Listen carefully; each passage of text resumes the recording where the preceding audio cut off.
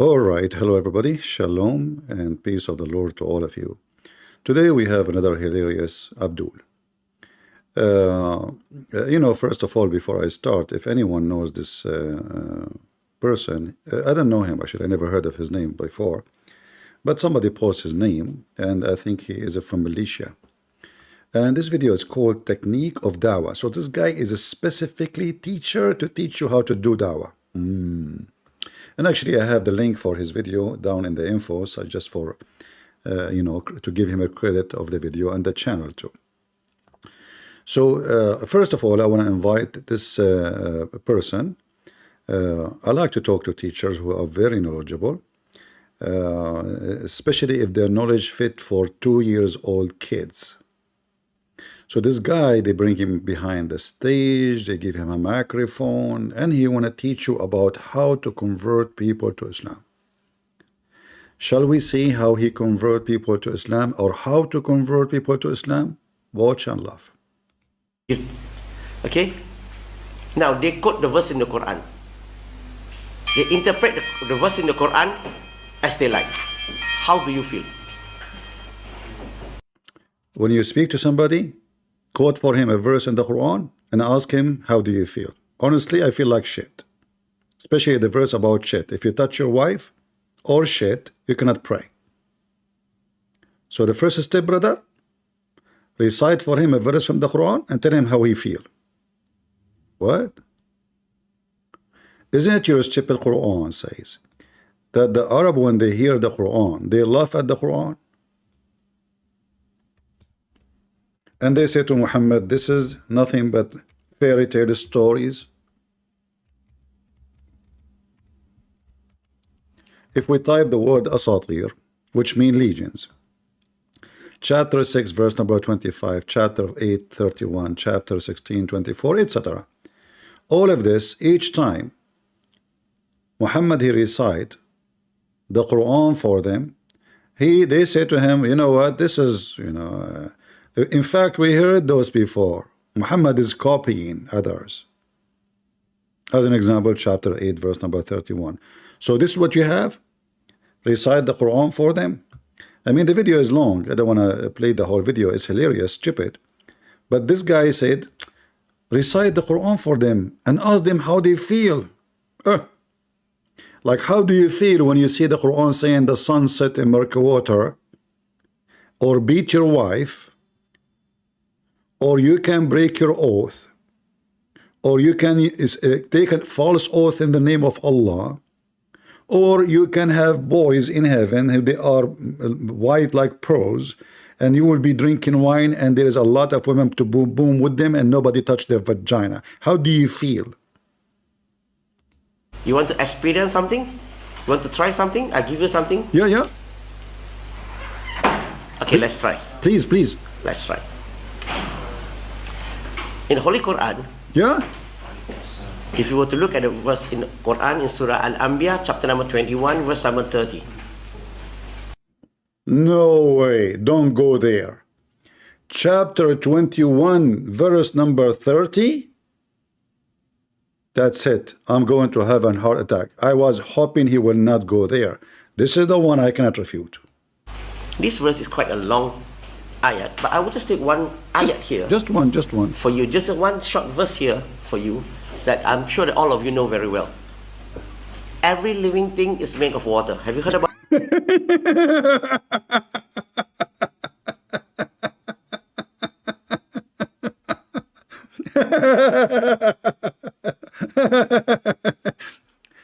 And listen carefully, this will prove that Islam is from the true God. Abdul, everybody knows that we need water to live. However, this is stupid. Why? Because in your religion, it does not make sense. Why? Because shaitan is made of fire and angels made of light, which means not every living thing is made of water, according to your stupid God. So this is a mistake and the error in the Quran. If we go in the Quran, in the yellow page of Muhammad, we will find this. Amazing verse, man. How the Quran knew this? Every living thing made of water? That's deep. That's deep, man.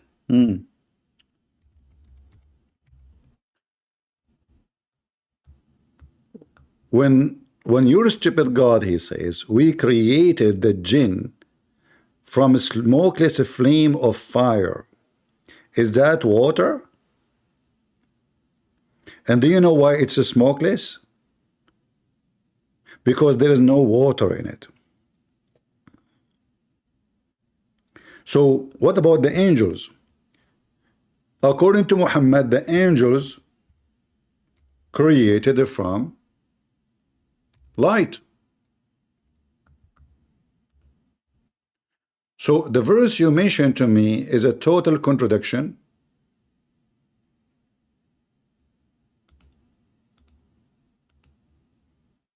Of Muhammad and Islam teaching. That's why we find Islam very laughable and very stupid. All that.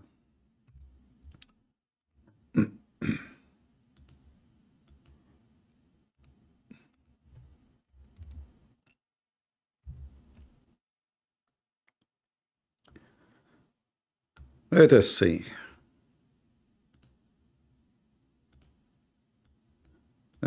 The hadith is not showing. Let us try again.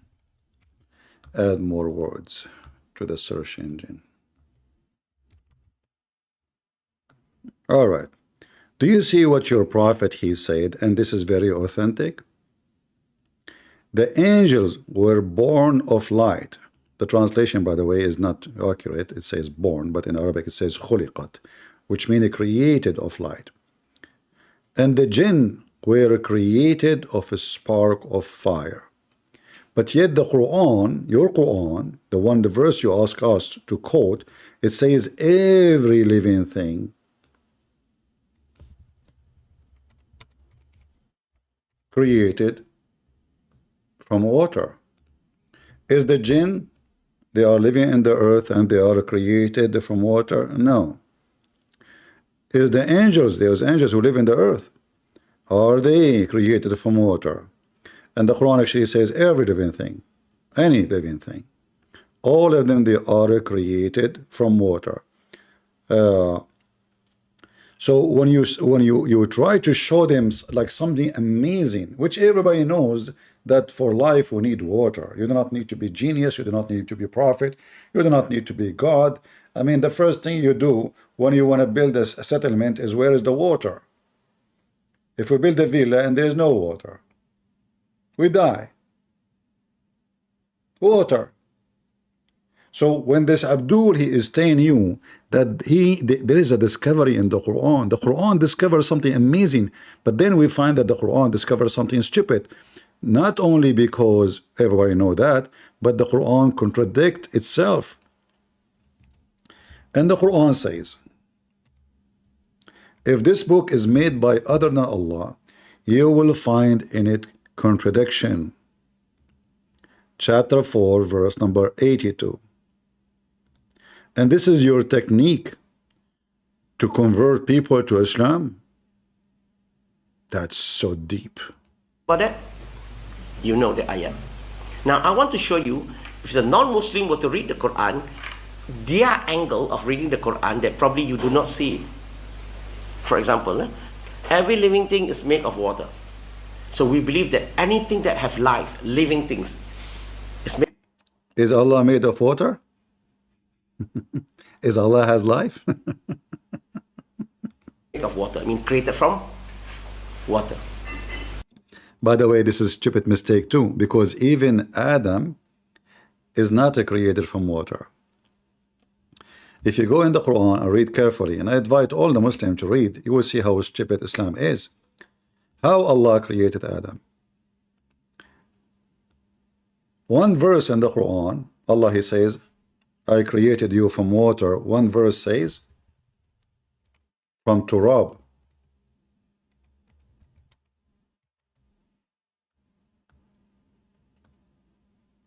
Do you see it? According to the stupid Quran, the similarity of Jesus or Isa is the same as Adam. He created him from dust. So what is the structure of Adam? Is it water or dust? If you say both, well, that is stupid, because here Allah, he forgot to add the water. If you say water alone, that means Allah forget to add the dust.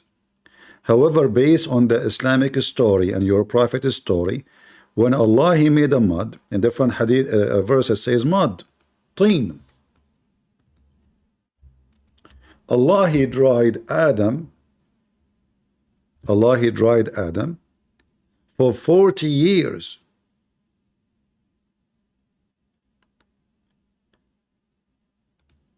So Adam, after 40 years of Allah making statues of Adam, there's no water, it's dry. And then he breathed into him. Where is the water? This water is gone. So do you see how stupid the Quran is? One verse says dust, one verse says water, one verse says everything Allah created, the similarity as Jesus and Isa from Turab. But we know that neither Isa is not a created from Turab. Isa, according to the Quran, is the word of God sent down to Mary. There's no dust involved. It was a word. And then the angel he breathed into the private, and the Quran actually says Allah he breathed into Mary. The Muslim they say the angels. He breathed into Mary vagina. Is that water? When Allah he breathed into Mary vagina, there is water involved? Did Allah breathe water? This is how silly, how stupid this religion is. Continue. As again, we are teaching you how to convert people to Islam. Now, the non-Muslim will ask you the next questions. Jinn, is it a living thing? Yes. It's a living thing. Jinn created from fire. But the Quran says every living thing is made of water. Don't you think there's something wrong somewhere here for them from their angle? See, Quran is inconsistent. Here you say every living thing is made of water, but jinn is a living thing, but it's made of fire. Angels, is it a living thing? Yes. Angels was created light. But the Quran says he just refuted himself. And how you can refute that? Go ahead. Every living thing is made of water. Don't you say there's something wrong in the Quran? In Surah At-Tawbah, chapter number 9, verse number 30. If you read look at the verse, it says that the meaning that the Jew, they will call Uzair the son of Allah. What does have to do with this? What? You want to refute them about the contradiction by saying the Jews, they call Uzair the son of Allah? Hello?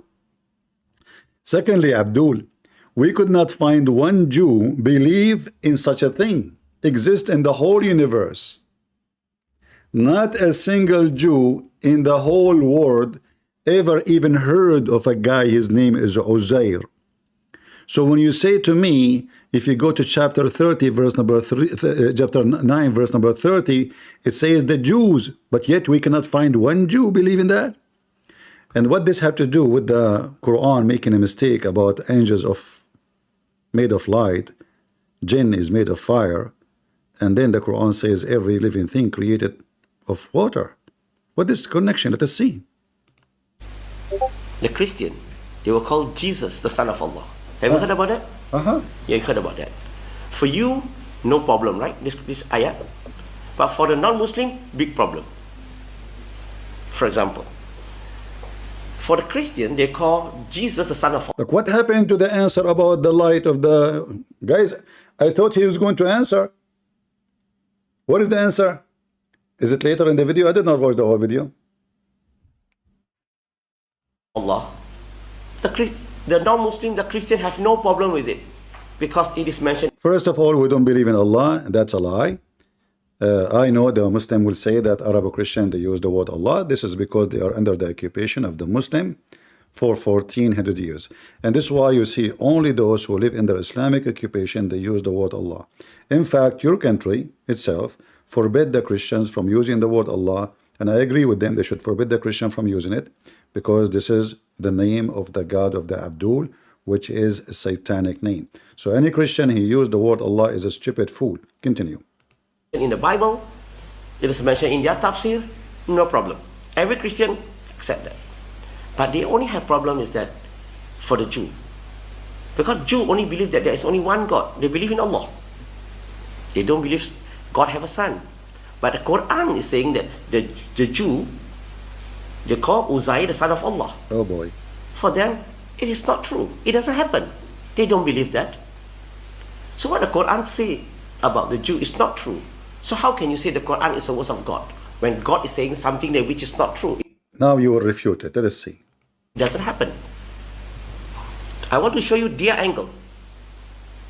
The Prophet pray. The Prophet always Are will you going to recite all the contradiction of your stupid religion? We want the answer. Where is the answer? recite Ihdina Siratal Mustaqim. What does it mean? Show us the right way, the straight path. Am I right? False. The Sirat, until now, the Muslims do not even know what it is, because this is an Aramaic word. If we go and check the interpretation, you will see how confused the Muslims are. But the Muslims, in their translation, they say, Ihdina, guide us to the straight way. But that is stupid. Why? Because the one is talking is Allah. It's not the Prophet praying. You lied. This is chapter 1 in the Quran. This is Quran, Allah talking, not Muhammad praying. Allah, He said, in the name of Allah. Allah, He said, praise be to Allah. Allah, He said, the Rahman ar-Rahim. Allah, He said, you alone we worship. So this is obviously a stupid statement made by somebody, maybe Muhammad, maybe somebody else. It cannot be Allah talking. This is somebody, he making up a prayer, trying to copy the Christian prayer, our Father art of heaven. And here, when the Muslim, they say, Ahdina Surat al-Mustaqim. If you go different reading, you will see, as an example, in the reading of Warsh, it says Dhurat. Dhurat mean fart. Dhurat mean fart, which does not make sense, because why Muhammad, he will say, guide us to the straight fart. Then they will say to you, language change, and this is the accent of etc. We read the interpretation. You will find every Muslim, he give you different meaning. For a very simple reason, this word is not Arabic, have nothing to do with Arabic, and it's not known by the Arab. So, just to give you an example, the word Sirat is coming from the Aramaic language, which is a bridge, supposedly, and this bridge is going to be over hell. Over hell. If you actually let me show you hadith. Hold on.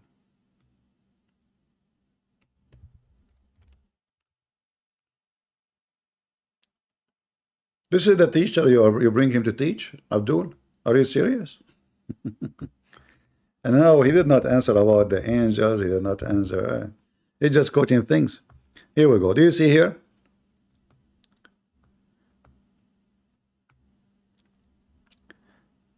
Ibn Mas'ud reported that Allah Messenger saying that God propounded as a parable, a straight path, the side where walls will open a door.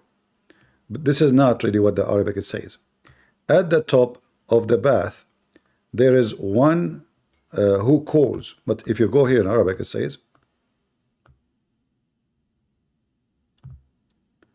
وَعِنْدَ رَأْسِ الصِّرَاطِ. If the sirat is just metaphorical pathway, here it doesn't work, because this is something physical. Let me show you more. I don't know if you understand what I'm saying.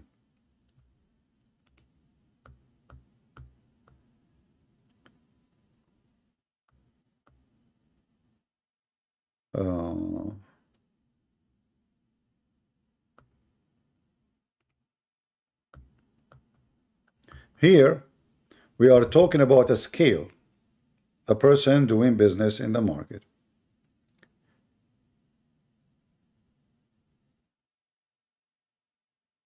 So in the day of judgment, he said, I am the one who to do so. He said, I said, O Messenger of Allah, then where shall I seek you? He said, seek me. The first time you should seek me on the Sirat. So the Sirat is not metaphorical. It is an object. And Muhammad claimed that he will be on that road, which is a bridge. So do you see how they translate? And because the word Sirat, Muhammad himself, he do not know what it means, by the way. Still, this is not the correct meaning. But the Muslim, they are trying to understand Muhammad, who copy words he do not know what they mean. Well, let us show you more. This hadith here, death will be brought on the day of resurrection. And here you will see how stupid Islam is, because they consider death as an object. So death will be brought in the day of resurrection and made to stand on the Sirat. What they put between two brackets, the bridge over hell. What the guy he said to us, Sirat mean? The straight path. Are you with me? Are you guys following how stupid they are? It can't be both. Ahdina Sirat al-Mustaqim, you know, are you saying guide us to the bridge? Or you are saying guide us to the straight path? You go to the translation, you will see how every Abdul give you stupid translation. Here, guide us to the straight path, straight way. Straight way is a metaphorical. But the word Sirat, as we just showed you, is a physical bridge. And this physical bridge is going to open over the hill. And death will stand on it. And this is not a parable. All right? Again, then Allah will command to slaughter the death over the Sirat. I mean, look at the stupid Muhammad. You want to slaughter death? What does that mean? Muhammad is going to slaughter death. Where? Over the Sirat. And it will be said to both a group, it is eternal wherever you are, and there will never be death therein. I mean, have you ever heard of such a stupid thing? So, are we do we die because death is a person? If we kill, we live forever? Is that the reason we die? Here you see how Muhammad is stupid. And obviously Muhammad here is taking this from the Sabian. The Sabian, they believe that there is a person, is a death. And this person, as long he is exist, death is exist. For wherever he go, death come with him. So Muhammad decided to kill death in the day of resurrection, and this way, now he convinced you that you will live forever. Let us continue with the video. Look at this face. But they will ask you, why, during the first prayer, when he prayed, he asked, What happened to the first contradictions, the first, the second, the third? What this guy is talking about? When the answer will be? Let me see if there is like a timestamp for this. Hold on, you know, I don't want to watch the whole stupid thing.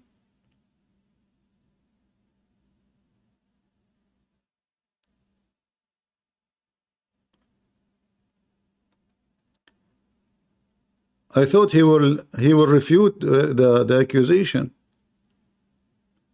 Until now, I didn't see. He mentioned the contradiction, but he did not mention how he refuted them.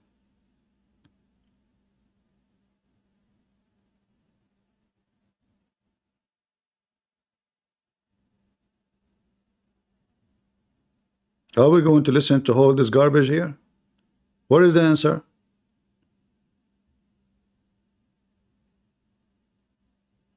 There's no answer. You see, he mentioned the contradiction, but he did not give answer for them. Do you see how stupid he is?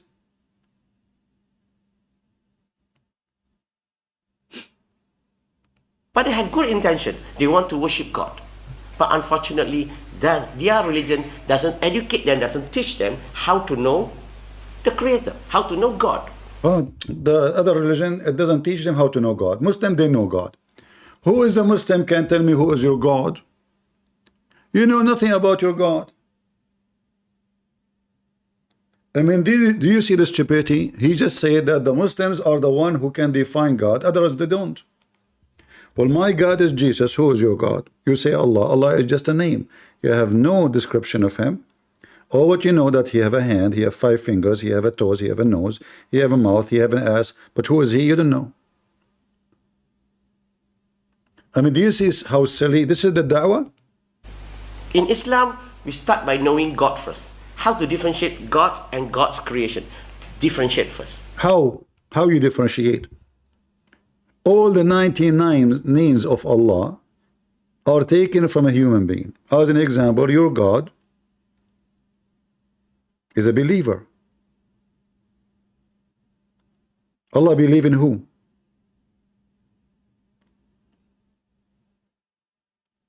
Huh? Your God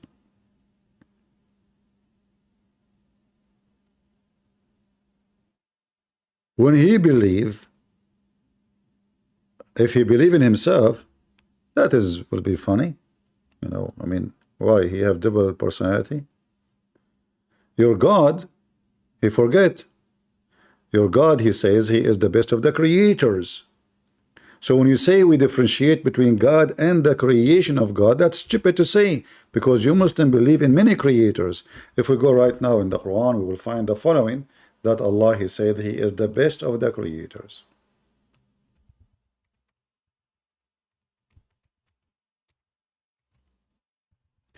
If we have anyone from Malaysia you like to join us, please feel free, because this Abdul is from your country and we will give you priority so we can laugh at your religion together. Chapter 23 verse number 14, it says, فَتَبَارَكَ اللَّهُ أَحْسَنُ الْخَالِقِينَ. Allah is the best of the creators.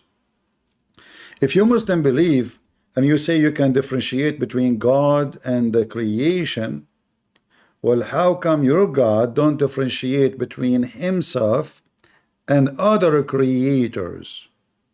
If we ask the Muslims, who are the creators? You say, don't you create a bicycle? That means a bicycle creator is not differentiated from Allah. But the verse talking about creating bones and meat, etc., and when he says he is the best of the creators, that means there's other, they make a human and he is the best of them. If I say I made tire, I made an axis, I made a door, I made a roof, I made an engine, and then I put them all together, and I am the best of the creators. Assuming that the word creator here is about creating a car, which is false. But anyway, that means there's others, they make cars like me. They make tires, they make engine, they make roof, they make door, they make light, they make, and then they put them together, they have a car. But I am the best. But that does not mean that Allah is the only creator. That destroys the idea of Allah being the creator. Mar, I want to save you for a debate. When we have some sunnah, we can invite you. All right? I want to make a debate, Mar. Let me invite you to the screen, the stage. Do you hear me? Hello, brother. How you doing? I want you to do things. I don't know if you saw the comment yesterday. Everybody agreed that you destroyed those 4 Muslim Sunni. MashaAllah, I didn't see. Yeah, you go and see the comment. You should download the video and put it in your channel if you have one. Spread between the Shia. However, we are going to schedule, like, to make maybe tomorrow a debate between Shia and Sunni, and you can invite your Shia to support, and the Muslim are welcome to debate you. What do you think? I'd be interested in this, but one thing I want to do also is Yeah. I want it to be on the subject of who killed the Prophet. You can open any subject you want, no problem. Okay. And I also wanted to... You are free. You are free. you are free to open to give any question to those Muslim Sunni, but you have to be careful. They are free to give you a question to respond to them. Is that fair? Okay. All right. I don't So mind. so tomorrow, like this time, like usually we come earlier, maybe an hour or 2 hours earlier. Prepare yourself. Bring some your friends Shia to support you. If you like to have anyone with you on the stage is a Shia, and then I will ask Muslim Sunni to join. All right. Okay. We have a deal tomorrow. By the way, well, Ahbadi, so can you write Ahbadi's verse after the Sunnah? That would be the best. Sorry, what? We're all Ahbadi, so can you write Ahbadi's verse after the Sunnah? Jama'ah. Ahbari? What? Yeah. Who's Like Ahbari? the title for our group is Ahbadi. Sorry, I have something in my throat. The type of Shia we are, they're Ahbadis. The title Shia? Yeah, the sect of Shias we are. No. I will use a Shia. You can tell everybody who you are when you start, because people, they knew the Shia, they don't know the branches of Shia. You know. Yeah. You can announce what is your sect before we start. All right. Okay. All right. Thank you very much. No problem. I was happy debating with you. All right. See you tomorrow. Invite your friends. Don't forget Shia. Is it possible we can, let's say, I want to do a 3 verse 1 again. You wanna do it what? I want to do a 3 verse 1. I liked it last time. I don't know. I don't understand you. You're speaking fast. Can you say? No, I want to do a 3 verse 1 like last time, where I was able to debate 3 Sunnis at once. No problem. You can debate 10 if you want. I mean, let them come. Okay, wonderful. No problem. 3, 2, 4, whatever you want. You tell me when you have enough. Like, there's too many, it's crowded. I will not allow more to join. The one thing I would want is, let's say, if you gave me muting privileges. So, like, let's say, No. in a debate. I will be in control. Don't worry. I will be fair with everybody. Okay. Was I fair? Was I fair yesterday with you? You were very fair. All right. So there's no complaint. All right. I mean, I'm looking at the comments right now, and wow, actually, seems like I did a very good job. I did make one mistake. I kept on saying Fatima was the wife of Muhammad. You can, we will see. I mean, the Sunni, they might be not agreeing, but I saw the comment too. Most of them, they are saying you did wipe the floor with the Sunni. Yeah. I mean, the Sunni religion has already been debunked for the past 300 years. Yeah, but they say the same. They say that they debunk the Shia too. I mean, How can they debunk the Shia? What is there to debunk? Well, this is what they say. I mean, everybody, you see, like in the world, every ugly person, he claimed to be handsome. I mean, like the Prophet, there was a story one time. The Prophet one time pointed to the house of Aisha. He said, "Here is fitna." Save your animation for tomorrow. Okay. All right. Tomorrow, guys, inform your friends. We will have a debate. And Mar, he will invite the Shia, and all Muslim Sunni are welcome. And I will just take care between them to be fair. All right? Okay. Thank you, Mar. Bye. All right. Bye-bye. So we go back to our topic. I mean, this guy, he is trying here. He's trying his best to, to teach Muslims how to do da'wah. But until now, he told us nothing about his God. His God, nobody knows Islam, the God of Islam. Not even Muhammad, he never saw him, he never spoke to him. They know nothing about Allah, even the word Allah. If we ask this guy what the word Allah means, he don't know. Do you agree with me? If you ask the non-Muslim, if you can differentiate God and God's creation, who do you like to worship? Believe me, everyone will tell you, I want to worship God. The God who is the best of the creators, which means there's many gods. They wouldn't want to worship the creation. Agree? In fact, you Muslim worship Muhammad. For in the Islamic law, if I insult Allah, I will not be killed. I can be forgiven. But if I insult Muhammad, I shall be killed. So who is your God? In fact, Allah himself is created for the sake of Muhammad. Isn't it Muhammad, he says, that Allah, he says, if not you, Muhammad, I will not create the universe. Which means, what is the purpose of Muhammad? Why is exist? Huh? Why Muhammad is exist? Why Allah is exist? It's just for the sake of Muhammad. The existence of your God itself is just to serve one purpose. That is Muhammad. It's not the opposite. It's not Muhammad is a servant of Allah, as many Muslims they lie to themselves and say. It's the opposite. Muhammad, he said, if not you, for you, Muhammad, I would not have a created creation. Somebody is asking, is that true? The answer, indeed. This is the answer of the Muslim scholars. Indeed, the Prophet of Allah. Look, they can't even say his name without saying Sallallahu Alaihi Wasallam. Allah himself, he pray on him and he salute him. I serve in the army. You always salute first the one who is higher than you in rank, and then he salute you back, not the opposite. So if I am a major and you are a captain, you see me, you salute me, and then I salute you back. In the case of Muhammad, no. Allah salute Muhammad, and Muhammad wa alaykum assalam is the reason for the creation of Adam. Who is Adam in Islam? He's the father of all mankind, and he is a prophet according to Islam, which is stupid to say, because Adam prophet to whom? And the universe. Okay, how Muhammad is the reason for Adam to be created? You tell me. So they claim that they worship God, but the fact they worship a man, his name is Muhammad.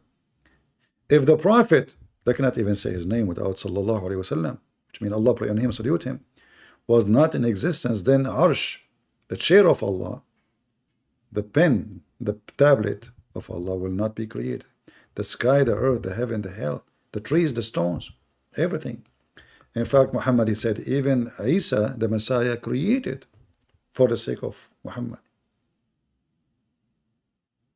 Adam, when Allah was creating him, and then he committed a sin, Adam, he lifted, this is after he commits sin supposedly, but Adam, when he was in the process of a creation, before, which means before Adam is created, look what happened. Adam, he said, Oh Allah, I ask you for the sake of Muhammad to forgive me. This is when Adam, he is created now, he live in heaven, he commits sin. Allah said, Oh Adam, how do you recognize Muhammad when I have not created him? Look at this madness. This Abdul in the video, he is saying, which one you worship? We recognize the creatures from the creator, right? Adam, he recognized Muhammad before he was created. How? A miracle happened. And Allah, this Abdul in the video will say to you, Allah is all knowledgeable. If Allah is all knowledgeable, why he's asking Adam? How, he was surprised, he was shocked, like, what the heck? Allah was surprised how Adam knew about Muhammad when he created him not yet. Do you see the question of Allah? Is Allah is all knowledgeable? Is he all knowledgeable? Adam said, Oh Allah, when you created me and blow into me the spirit, I lifted my head and saw written on the arsh, La ilaha illa Muhammad Rasulullah. Allah, he wrote on his chair the name of Muhammad. Can you believe it?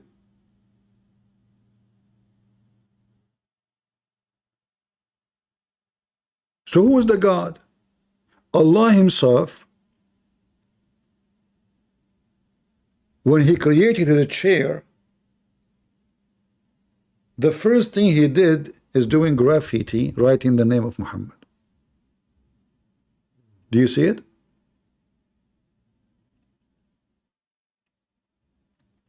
So I got to know that you would only join your name with him who is most beloved to you. Okay, how he is beloved to Allah and he is not created yet? He does not exist. Allah love someone does not exist.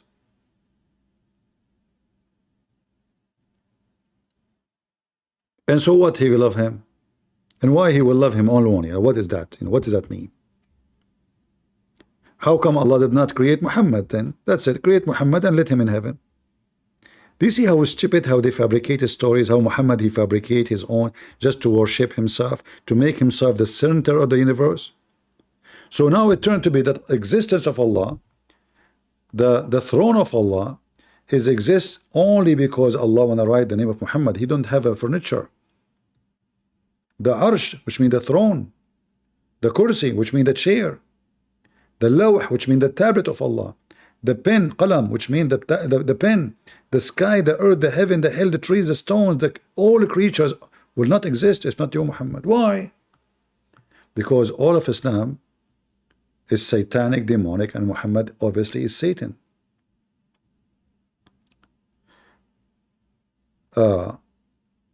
Even Allah command Isa to tell his people to follow Muhammad. If not was not for Muhammad in existence, I would not have created Adam, nor I would have made the heaven or hell. And this is all reference in front of your eyes. The Prophet of Allah said, Jibreel came to me and said that Allah says, if you were not created, I would not have made the heaven and the hell. Let us continue. Jibreel came to the Prophet of Allah and said that Allah says, I have not created anyone who is more honored to me than you. I have created the world and all that are in, so they may know the rank that you possess. So is Muhammad a man or he is God? I would not have created the world if I have not created you. That means that the whole purpose of every creation is Muhammad, not Allah. And here you notice that Muhammad is trying to copy Jesus. Anyone knows what I'm talking about? Isn't it the Bible says everything created by him and for him? Correct? Everything created for him.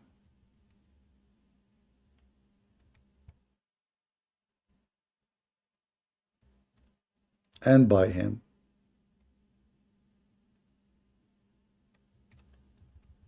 Muhammad, he did not dare to say everything created by him, because he don't have the power of Jesus to show people what he can do. According to the Quran, Jesus, he can create from the mother bird. So Jesus already created, and he proved that he is the creator. You know, when this guy in this story here, when this stupid Abdul, he said that we can differentiate between the creator and the creation. Well, isn't Jesus in the Quran is the creator? He will say to you, well, Allah gave him the power. This is the statement of the Quran. I can claim I gave him the power too. I can claim that Allah created by me, even though he doesn't exist. That will be perfect because he does not exist. So Jesus in the Quran, he created from the mother bird. He breathed into it. He breathed, not Allah. And the verse says, I create for you. I breathe into it. And then it says by the will of Allah, which means Allah give me permission. But if I have a son, I give him permission to drive, doesn't mean he do not know how to drive. I just allow him, but he can steal the car. So the ability of driving is not my permission. The permission is to do or not. The same as I give you permission to have sex with your wife, but I give you no permission to have sex with women she is not yours. But can I have sex with women she is not mine? Yes, I can. The permission means nothing. So when the Muslims speak about the creation of God and which one you want to worship, well, should you ask yourself, If Jesus in the Quran is a creator and he can create from the mother bird, then the Christians are doing the right thing. Especially Jesus, he proved that he can create. Allah, he has no proof that he can create anything. Do we have any Muslim want to join us on the stage? We are done with this Abdul. If anyone know him, I challenge him for a debate. And we know he will never dare. He will never dare. He claimed that he can differentiate his God from others. You cannot. You know nothing about your God. What kind of God he have 5 fingers? And why he have them? What kind of God? You will say to me, Jesus have 5 fingers. Well, Jesus, he came to earth and he took the flesh of a man. Your God, according to you Muslims, he's not a man. So if Allah have 5 fingers, Allah have a shin, Allah have a foot, Allah have a nose, Allah have a toes, Allah have an ass, well, those are all an aspect of a man.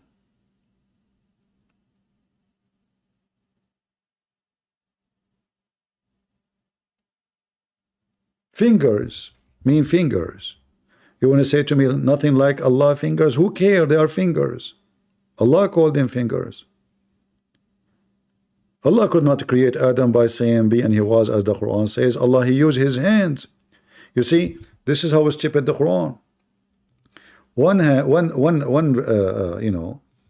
verse says that Allah, he said to Adam be and he was, the same as he did to Jesus. But neither any that work, because the Quran says the opposite.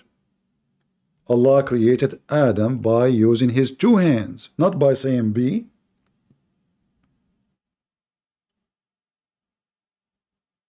He made mud.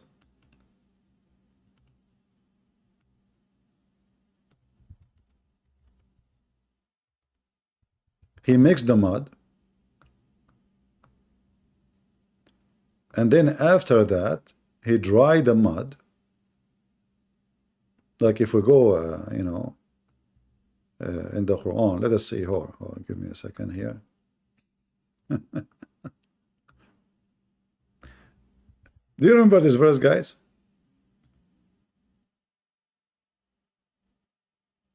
This is a verse Fifi he quote for us to prove that Allah have hands. He was debating a Shia, or somebody, not Shia, sorry, I forgot which sect. So he said, why you call us kuffar by saying what the Quran is saying? Allah, he says, he have hands. Look at the Muslim translation saying that he does not spend. But here it says, Allah hands is tied up. Allah what? Allah hands.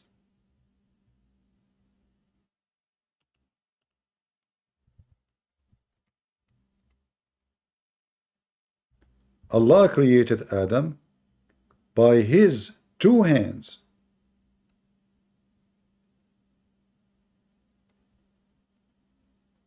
When Allah created Adam by his 2 hands, are those metaphorical hands? Absolutely false. All Muslim Sunni agree that those are literally hands, but what they will say, they are not like your hands, which is a very fair statement, because who care? Not like my hand. Well, monkey. Okay, hold on. Chapter 38, verse number 75. Allah, he said to Iblis, why you are bowing down to what I created with my 2 hands? Do you see the word? Created with both my hands. Do you see it? Allah even could not create Adam by using 1 hand. He mentioned both. Why he is using 2 hands?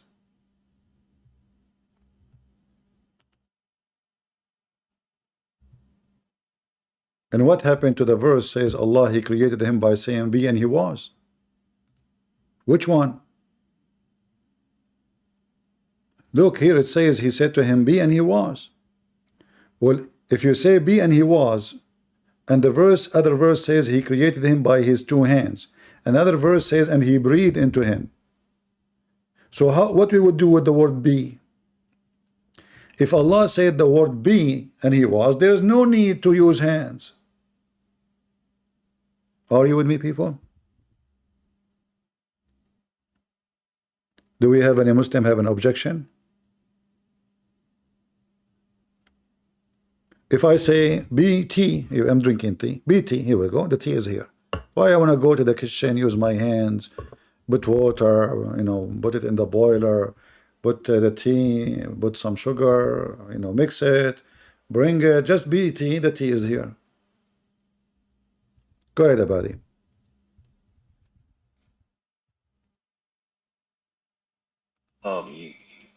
Not understand. I don't hear you. Your voice is very low. Can you hear me now?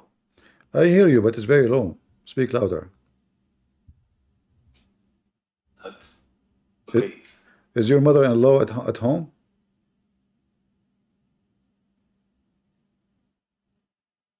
Okay, can you hear me now? Yeah, no, better. Did you kick her out? Okay, go ahead.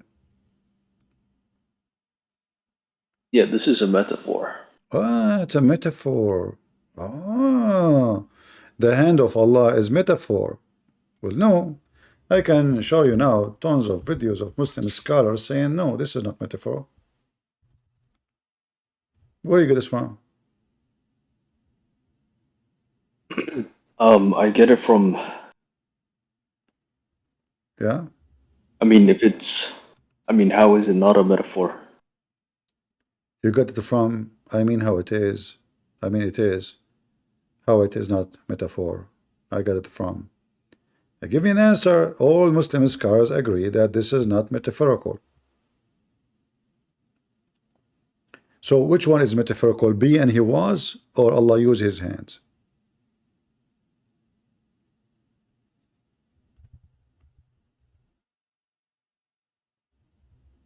Where does it say hand? I don't see it. Here. I created with both of my hands. Both. Yeah, that's just a metaphor. It's a bit like when you say, to your child, I created you with both of my what hands. is the metaphorical of Like, the word? that's- What is the metaphorical of the word both? Yeah, it's like, I created my child with both of my hands. No. It's like it doesn't Why mean it says literally. both? Why both? You created your child Because with your it's hand. Why? You were masturbating? What do you mean no, with it's your just hand? it's just a figure of speech. It just means that there's You a lot of Muslims, you have a effort. very weird way to make babies. You use your hand. Oh, you No, remind me of it's it, you it, remind me of your prophet. Hold on, I got you. Your prophet, he says, Allah created Adam from the shoulder. Sorry, created the children of Adam from his shoulder. Correct? that's a dive, Hadith. Who says daif? But going back to this point, No. We are in the this is point. talking about. This is talking about. Adam was created. The children of Adam, offspring of Adam, were created from the shoulder of Adam. Correct? I don't know. Look. Huh? Can we stay on one point at a time? Oh, okay. You want to stay at one point at a time. Well, if This is talking about. you can This is stay at talking any about point you effort. want, but you have to give me proof of what you say. Otherwise, you are making things up. I can show you right now tons of Islamic videos saying clearly that yes, Allah, he have hands and he created Adam with his two hands, including the girl. Her name is Fifi. Okay. Let's say that's true. What does that mean? Well, if Allah have hands, and then Allah in the other verse, he says, be and he was, that there's a contradiction. Either I use my hands to create Adam, or I use the word be. If I say to my food, be and it was, I will not need my hands. And why even I have hands? I'm God. Why you have hands?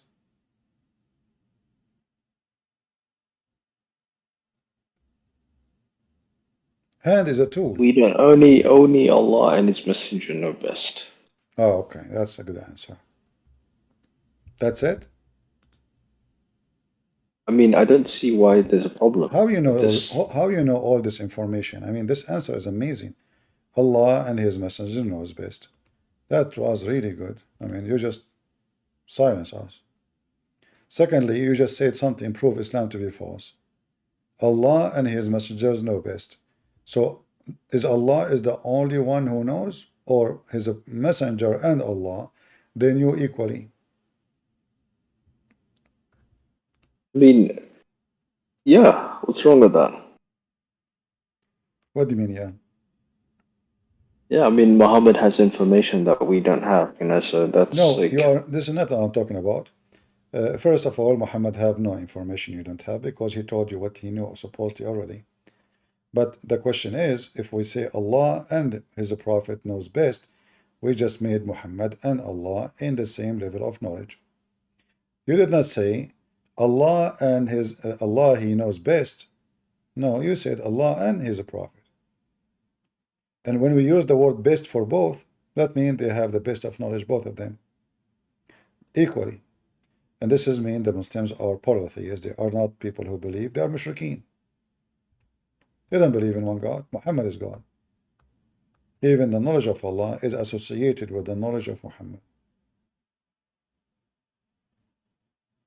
okay, but you have to understand that Allah said that we have to follow Muhammad.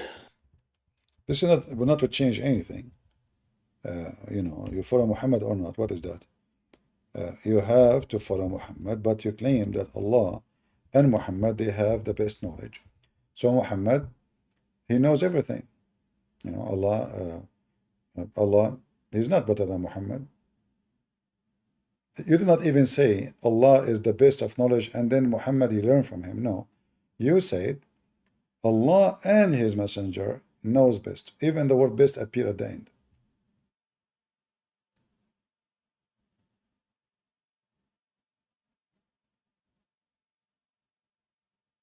Yeah, I mean, look, I don't see a problem with, you know, like, with all of that. Let us see here what the Sheikh is saying so we can laugh together. This is Sheikh Asim, one of my favorite laughable sheikhs. $100 for half hour talking to him in the phone. Oh, I love Zubair this says, guy. does He's Allah amazing. have Wait. 2 hands, feet, face, fingers, eyes? What should be our aqidah regarding this? Zubair, does Allah see? Does Allah hear? Does Allah have a will? Is Allah alive? All of these are attributes of Allah Azza wa Jal. And because these are attributes of Allah, no one claims that these attributes are equivalent to my hearing, my seeing, See? me being alive, me having a will. No one says this. Allah Azza wa Jal speaks. And He spoke to Musa. He spoke to our Prophet Muhammad alayhi salatu wasalam. Wait, what? And I speak. But does anyone in his right mind say that it's the same speech? Of course not. Look at the logic, you know. I mean, just you see the stupidity. So what this is? Why Allah have hands? Why you have a feet? Allah never spoke to anybody. Hold on, That's not- don't. Let us finish the video. So Allah have hands. So He's trying to say to you, okay, His hands is not like yours. Who care? They are hands. Maybe they are like octopus. Who care? But Allah have hands. He's a physical being. He's not a spiritual being. Islam don't believe in a spiritual. Allah don't even have a spirit. Allah has no spirit. Can you believe it? He is just a physical being. He is a jellyfish who have no life, because spirit means life. If you have no spirit, you are dead. Allah have no spirit, and He is not a spirit. He is a physical being. So He is a moving object according to Muslims, yet they claim that this object can create everything. But that object itself is not alive, because if He is not a spirit, how you can give us a spirit when Allah He breathed? He breathed what? The Quran says, min ruhina, from our spirit. But they say here have no spirit. They claim this is a spirit. The spirit is Jibreel. But if Allah is creating everything from Jibreel, that means the creator is not him, it's Jibreel. لَيْسَ كَمِثْلِهِ شَيْءٍ. There is nothing similar unto him, Azza wa Jal. That's the most, you know, this is a statement in the Bible, by the way.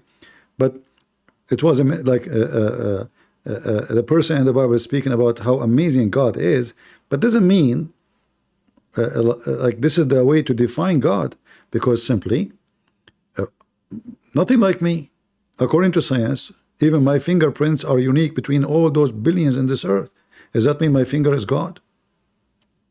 Every inch of you is nothing like it in the world. Every flake of snow is different from the other flake of snow. Do you see when the skies snow? Every flake, according to science, not a single one look the same. Does that mean snow is God? So they are in trouble. They reject the God of the Christians because he have a flesh, but they're God of a flesh. But his flesh is silicon. His flesh have no reason to exist. He have no spirit. He is not alive. He's very fictional God. Nothing is like him. And he's all hearing, all seeing. So when we approve and agree that Allah has attributes of his own that are unlike any of others of his creation, then when he describes himself in the Quran by saying that he has a face, that he has eyes, that he has hands, 2 hands to be specific, and that he has feet, and that he has fingers, and the hearts are between 2 fingers of Allah's fingers, flipping them as he wishes. Who are we to say, no, no, no, no, no? Allah. See? Who are we to say no, no, no, no? Let us see other Muslims. Thank you, Abadi, for joining us, Mr. Metaphorical. Tomorrow, by the way, we will bring the Shia. We will have debate with the Shia. You can join us, and you can try to debunk the Shia. Do we have any Muslim who would like to join us? Allah have 2 hands. Allah have 2 feet. Allah have... Yo, CP. Yes, Vico. Are you a Muslim? I'm a Christian. Right. No, I'm a Christian, but I have a message for you. All right. Can I say it, please? Go ahead. For a few minutes. Today is my birthday, actually. And first of all, I want to thank you for sharing the truth and expose the lies. Thank you very much. All right. Thank you very much. And also, I have a message for all of you who watch here in Discord or YouTube. I'm so embarrassed for these Muslims about the crucifixion of Jesus. You Muslims, you deny history. Even atheists, agnostics, believe that Jesus surely is crucified. You Muslims rewrite history. And I want to say that Jesus Christ loves you, and he died for my and your sins. He loves you so much, and I want to say that my Lord and Savior is Jesus Christ. I put my faith in him. I put my faith in him. He said, I am the way, the truth, and the life. Remember, Muslims, Muhammad is in the grave. Jesus is alive. Thank you. All right, my friend. Happy birthday. Thank you. And we wish you to live long and be good for your neighbors and everybody you Thank you so associate much. with. And also, But I have a question. But I have something for you about the Muslim denying the crucifixion of Jesus. In fact, the stupid Quran confirmed the crucifixion of Jesus by mistake. If you go to chapter 4, verse 157, the Quran says that Allah made someone look like Jesus appear in the cross, which means the Quran confirmed that someone exactly looked like Jesus was crucified. So who is the stupid who want to believe that there is someone look exactly like Jesus, with the voice of Jesus, with the hair and the eyes and the skin and the word of Jesus in the cross, to the point nobody noticed, even his mother should not notice that this is not Jesus. So the stupid Quran confirmed the Bible actually, because the Christians and everybody was there, They are witnessing what they saw. And what they saw, the Quran say clearly that the one who was in the Quran on the cross was someone look exact like Jesus, because Allah, He made a perfect clone. So the stupid story in the Quran, even though supposedly is made to deny the crucifixion of Jesus, it confirmed it. Because for us, the true witness is what? Is the one who saw the crucifixion of Jesus, right? So if they saw and the Quran confirmed that he looked exactly like Jesus, so the Christians never lie. So Allah is deceiver. He's a deceiver. He lied to the Christians. He waited 600 years until Christianity spread all over. And we know that how important the crucifixion of Jesus for the Christians. So Allah, 600 years, not 6 years, not 60 years, not 600 years, you know, he went to take a nap. And then after that, he sent Muhammad to tell us, it was not Jesus in the cross. He looked like him. And also, I want to add, remember Muslims, for what Jesus is crucified. He's crucified because he's claiming that he is God and also the Son of God. Remember this. Remember. Exactly. All right. Thank you, my brother. God bless you. And also, please, can I have Sure. please, one question. If you are in debate and there is rule, if you can pick one argument against Islam, what would it be? One argument, only one argument against Islam, the most effective. Islam is false.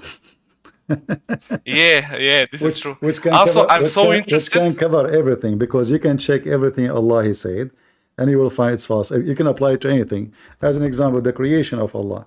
Allah do not know how the baby is created. If Allah is God, He should know how the baby is created, correct? And also, I'm interested in this.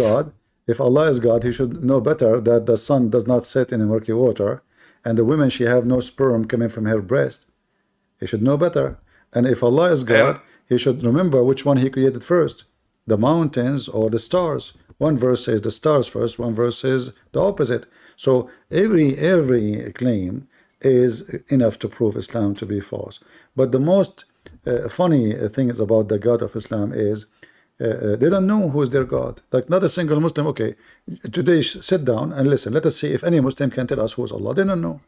They know nothing about Him. Oh, what they knew. For me, the best. For me, best argument about Islam is false, because I believe that Allah is pre-Islamic God, aka Baal or Allah. I don't know Arabic, but I think He's the moon god. But this is Arabia. This is go in a step, because you can say, okay, He's a pre-God, but you know what? Allah is the creator. He's from the beginning. Yeah. So what? No. This is. They can refute it easy. They can say this is not true. However, to prove to them that Allah is the moon god, there's other way. As an example, if you go to chapter Yasin, chapter 36, verse number 1, it says Yasin. Why it says Yasin? Ya is a word meaning God. Sin is the name of the God. That is other name of Allah. If you go check in Google, you will find that sin is other name of the moon god. Allah is the name of the God of Muslims, but it's not one word. Al mean God, the same as the word Ya. The same as the word Ya. So Ya is coming from the Egyptian language. And the sin, which mean the moon god, is the name of the moon god. That's why actually today in English we say this is sin. What do you mean? We mean this is pagan. From the time where people used to worship the paganism, the moon god. So the God of Islam is sin. The God of Islam is La. In order to prove the La, you can go right now. Here it says Bismillahir Rahmanir Rahim. Allah. If you go to chapter 1 in the Quran, verse number 2, you will find that the second verse for the word Allah does not look the same as Allah here. The Muslims, they try to make it a grammar and etc. This is false. The reason is not a grammar. You cannot take letters out of the name of God, because it's a name. I cannot take the letter M from the first name of Muhammad. If I take it, that will make it Hamad. That's a different name. So or I cannot take it from any name. The name, you cannot take it, you cannot change it. But because it is two words connected, so now here we have Allah, here we have li lah. Alhamdu li lah. Li in Arabic mean two. Lah is the name of the God of Islam. And lah, you can go check it out in Google. It is the moon god. It's just another name. However, I advise you not to go for here unless, because you don't know the language, and they can play around with it. If you speak the language, then you can get them busted easy. But if you don't know the language, avoid those issues and focus on how stupid the Quran and how Allah can be God, yet he can think the sun set in murky water, and how Muhammad confirmed this explanation, or how he think the sun move every day from the east to the west, which additional proof that the Quran does not know anything about the creation of the universe, or how the baby is made, or how all those kind of mistakes. You can watch, you can read my books. I have long list of them. All right. Okay, CP. Thank you, bro. You're welcome. God bless you. Again, I say, Jesus Christ loves you guys. Accept him as your Lord and Savior. Goodbye, guys. Have a nice day. Thank you again, CP. God Thank bless you. you. Keep up the good work. Thank you. Go ahead, Nadeem.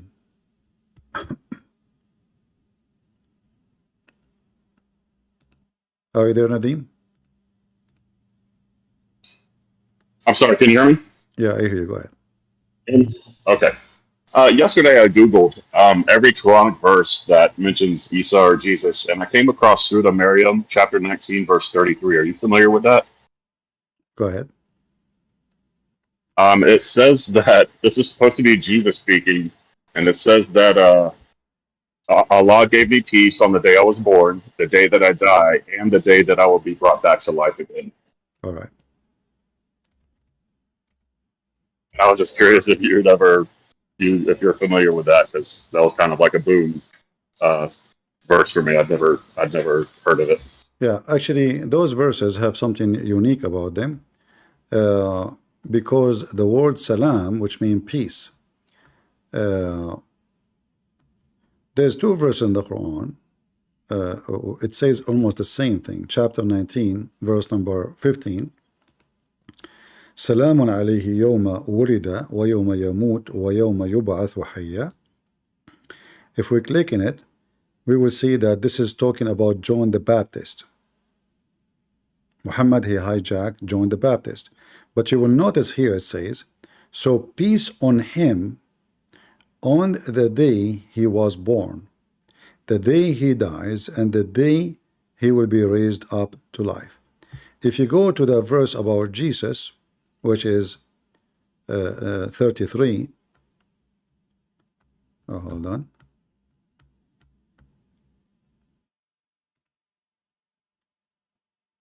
It is Jesus talking, saying, peace be on me in the day I am born, the day I die, and the day I am resurrected or rise alive.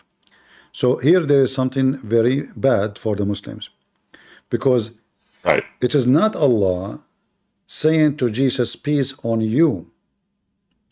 It is Jesus says, peace on me. And remember, such a promise is only can be given from God. So if Jesus can give himself such a promise, this is not the God of Islam talking. This is Jesus saying, peace on me, the day I'm born, the day, etc. So Jesus here is giving peace to himself, and the only one who can do that is God. If the Muslim saying, no, this is about God, he gave him that, well, it should be the same as the previous verse. Why the previous verse says, peace be on him the day he was born, about John the Baptist, but here it says, peace on me. So here Jesus is talking about himself, and he is the one giving peace into himself. Why? Because he is the King of peace, and he is born with it, for he have it and he own it. So yeah, that was my thing. It's like he says that he's You know, he mentions himself the day that I die, but Muslims don't believe that he died. He also mentions that he's going to be brought back to life. Muslims don't believe he was brought back to life. This is in the Quran, so I'm kind of confused on it. Yeah. So How they this don't is realize other problem in the religion of Islam. But again, you know, the Quran, people, they can avoid those issues by not knowing the language. You know, if you know the language, you know, you can find out right away. Like those two verses almost copy paste of each other.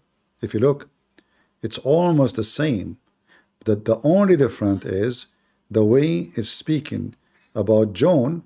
It says, "Peace on him, the day he was born, the day he died, the day he will." Actually, you know what?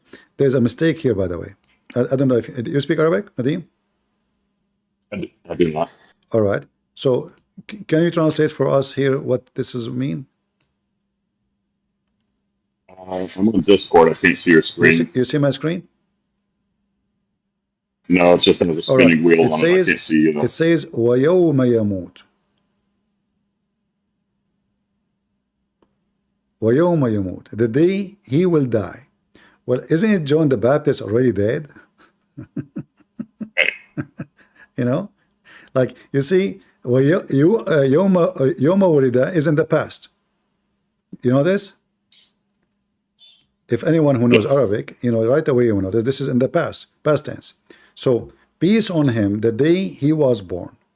And the day that he dies, this not what it says, وَيَوْمَ يَمُوتُ. The day he will die, not the day he dies. Did he die already or not? So this is a mistake in Arabic. And the day he will be resurrected, well, this is accepted because supposedly resurrection of day never happened yet. So this is other mistake in the Quran regarding John the Baptist. But the difference between this verse and the other verse, this one speak God is giving blessing to John the Baptist on the day he was born, and the day he dies, and the day he is raised. And the other one, Jesus is giving peace to himself, nobody else. And no, you know, you cannot give that to yourself unless you're God. I cannot say peace on me unless I am the one who owns peace. I am the king of peace. I am the peacemaker. You know. Right. You would be a very special person. You have to be God. You have to be God in order to do it. You know, you cannot do it. Yeah. You know, this is why Jesus, he says, you know, a peace I give you, right? In the Bible. Yeah. Yeah. So why he can give us peace? Because he's God. Because he is God. I cannot give peace. I cannot promise peace to anyone. I cannot promise peace to myself. I don't know. I might go and get out and get killed. So peace and the peace the Lord he provides is not about just you, because we know that we live in this earth and we can get hurt and the Christians can get hurt. But the peace we are talking about is the peace of the soul, the peace of the spirit, the peace of you will not be under the command of Satan. However, even in the case of Jesus, in the Quran, we can say, as long as the Muslim believe that the Messiah, nobody can touch him, when he said, peace upon me, that was a physical peace. Which means Jesus just said, nobody can touch me, nobody can kill me. So peace on me the day I'm born, the day I die. And here there's a problem, by the way. The day I die, you know, the day I die. Yeah. Yeah. I thought he didn't die according to Islam. Yeah. We have more Muslims, I guess. Who was first here, Zubair or? I appreciate you speaking. Thank you, Nadim. Thank you. Who was here first, Zubair or? So, Christian Prince, I have a question on Bible. You have a question On Bible. about what? I have a question on Bible. Mute your YouTube. I have some question. Can I ask? Yeah, you can ask, but you know, you don't want to talk about your religion. Are you ashamed of your religion?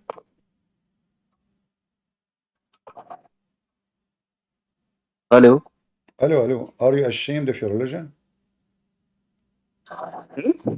Are you ashamed of your religion? I mean, you see the title of my topic, you see what we are talking about, and then you jump in the middle and says, I have a question about the Bible, but our topic is about Islam. Do you know what the word Bible means? Why you scared on? Do you know what the word Why Bible you means? scared? Let us see who is scared. Do you know what the word Bible means? Why you scared? Let us see who's scared. We're talking about the Bible. Do you know what the word Bible means? No, because of Jesus said in Because, the Bible. okay, do you know what the word Torah means? No, brother, I am Do you know come to us. what the word Injil means? What? The word Injil, your God, he used the word Injil in the Quran. What that word mean? Let it be. Let it be. I have a question on Bible, The brother. If you Bible over dare there, to brother. No, brother. Yeah, we are talking about the Bible. So we need to see first how much you know. You don't even know what the name means. So don't you start with the name first? Do you know what Allah means? So what do you know, Abdul? Coming to me, shaking your head. No, brother, I have a question, brother, about the Bible, brother, but you know nothing about your religion. This is how foolish you Muslims are. You know zero about your religion, and you are coming to question other religion, thinking that they are bad and you are right, but you know nothing about your own God. And your name is Zubair, which means small penis. 2 days ago you came here, you were a small penis, and now you're still a small penis. I thought you're getting bigger.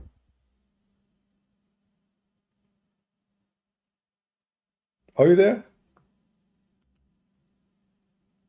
Okay, go. DJ, are you there?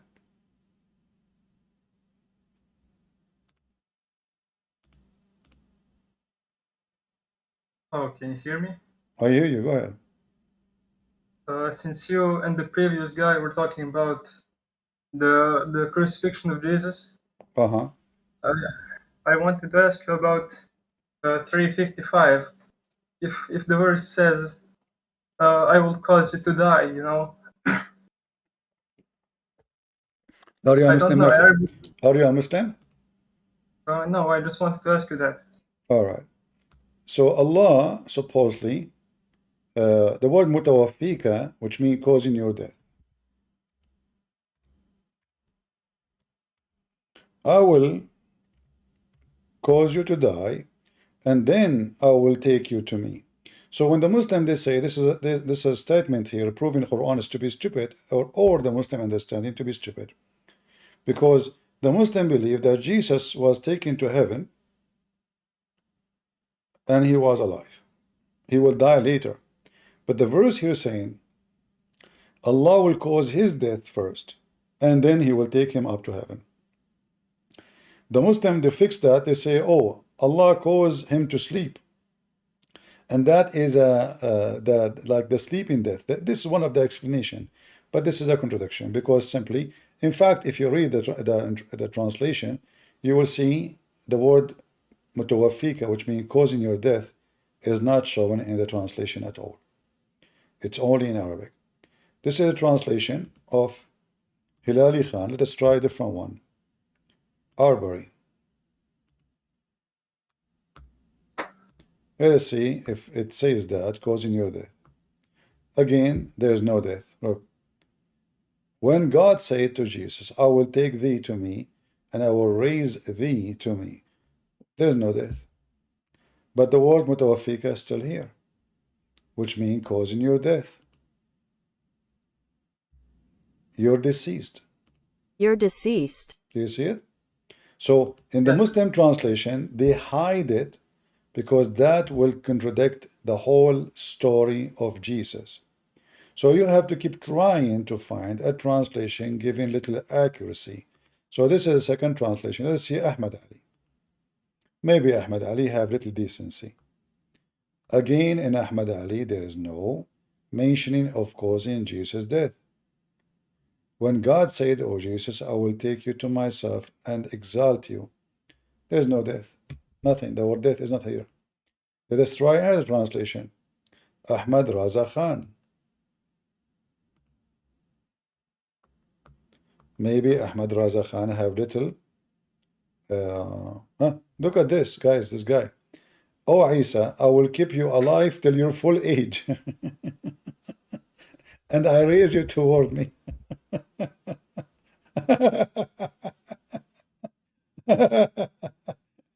So, guys, it's not death until your full age. Full age. So this guy trying to be smarter, supposedly. I think he is using Google Translation, maybe. You know, I mean, what a stupid religion.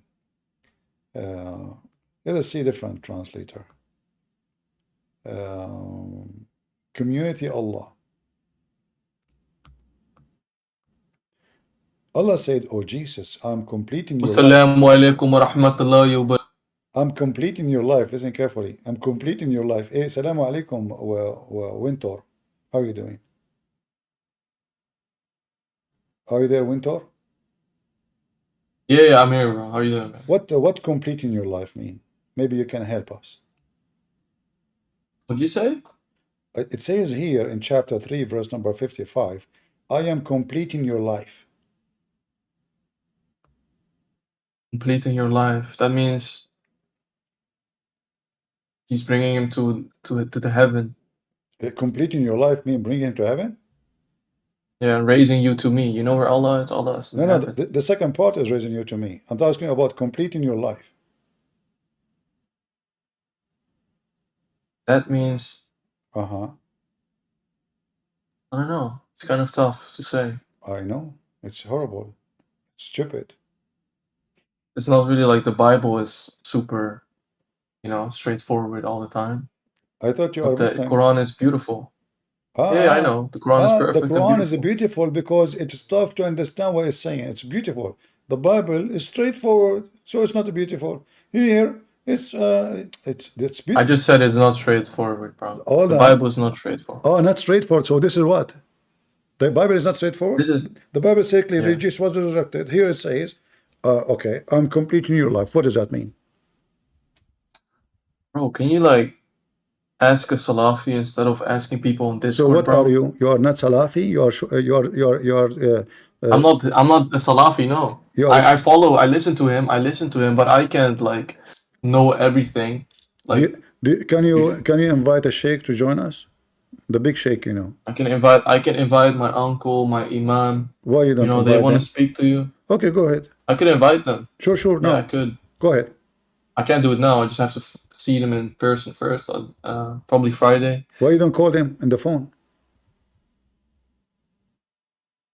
I don't have I'm not gonna call my imam. And Why not? I could call my uncle, but he probably doesn't want to talk right now to you. Maybe when I'm with him, I'll just Call him. Let us hear to the conversation. Ask him. Call him. Put the speakers on. He can speak Arabic. He can read Okay. Arabic. He Call can him. tell you. Okay, call him and put him on a speaker and ask him what this verse mean. Completing your life. What does that mean? I'm not gonna call him. That's random, bro. That's random. You just randomly Okay, talk about you go call him and come back. All right. Okay. All right. Okay, buddy. Doesn't the Quran says that there are unclear verses that you? Yeah, the Quran is very you clear. don't- The Quran is very clear. To the point, the explanation need explanation, and then the explanation need explanation, and then the explanation of the explanation need explanation, and still the Muslim cannot explain the explanation. You know. Yeah, that's why they have all the tafsirs, you know. The Muslim, when they say to you, we need to read the interpretation, you think you get the answer. You go to the interpretation. After reading the interpretation, you are more confused, way more than before. So the interpretation does not give you really an answer. Like as an example, if we go now and look at this as an example, not limited.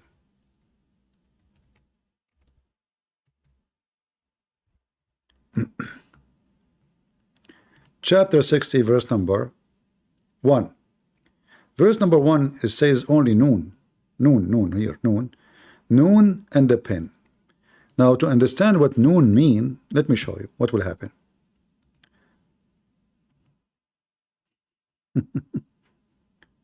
This is noon, huh? It's just noon. We are not reading the whole chapter or the whole verse. It's just noon. Nothing more, nothing less. All right, let us see what noon is about. This is the first letter in the verse. From the narration of his authority Ibn Abbas, he said regarding the interpretation of Allah saying noon, noon, he says, Allah swear by noon, which is the whale that carried the earth on its back while in the water, and beneath which is the bowl, and under the bowl there is a rock, and under the rock there is a dust, and none knows what is under the dust save Allah. The name of the whale is Luish, and it said its name is Lotaya. The name of the bowl is Bahamut, and some they say its name is Talahut or Liwana. The whale is in the sea called Adwad, and it is like a small ball in a huge sea. The sea in the hollowed rock. Nearby there is 4,000 cracks. Muslim the head is full of cracks, too much crack in hashish. And from each crack water spring come out from the earth. It's also, now you think you get the answer, right? No, look, we continue. It's also said that noon is one of the name of Allah. Look at this. We start saying that noon is a whale carrying the earth in its back. Then the second interpretation possible, that noon is one of the names of Allah, which means Allah is a whale. It stands for the letter noon from Allah ar-Rahman, the beneficent. And also said, are we done? No. Noon is an inkwell.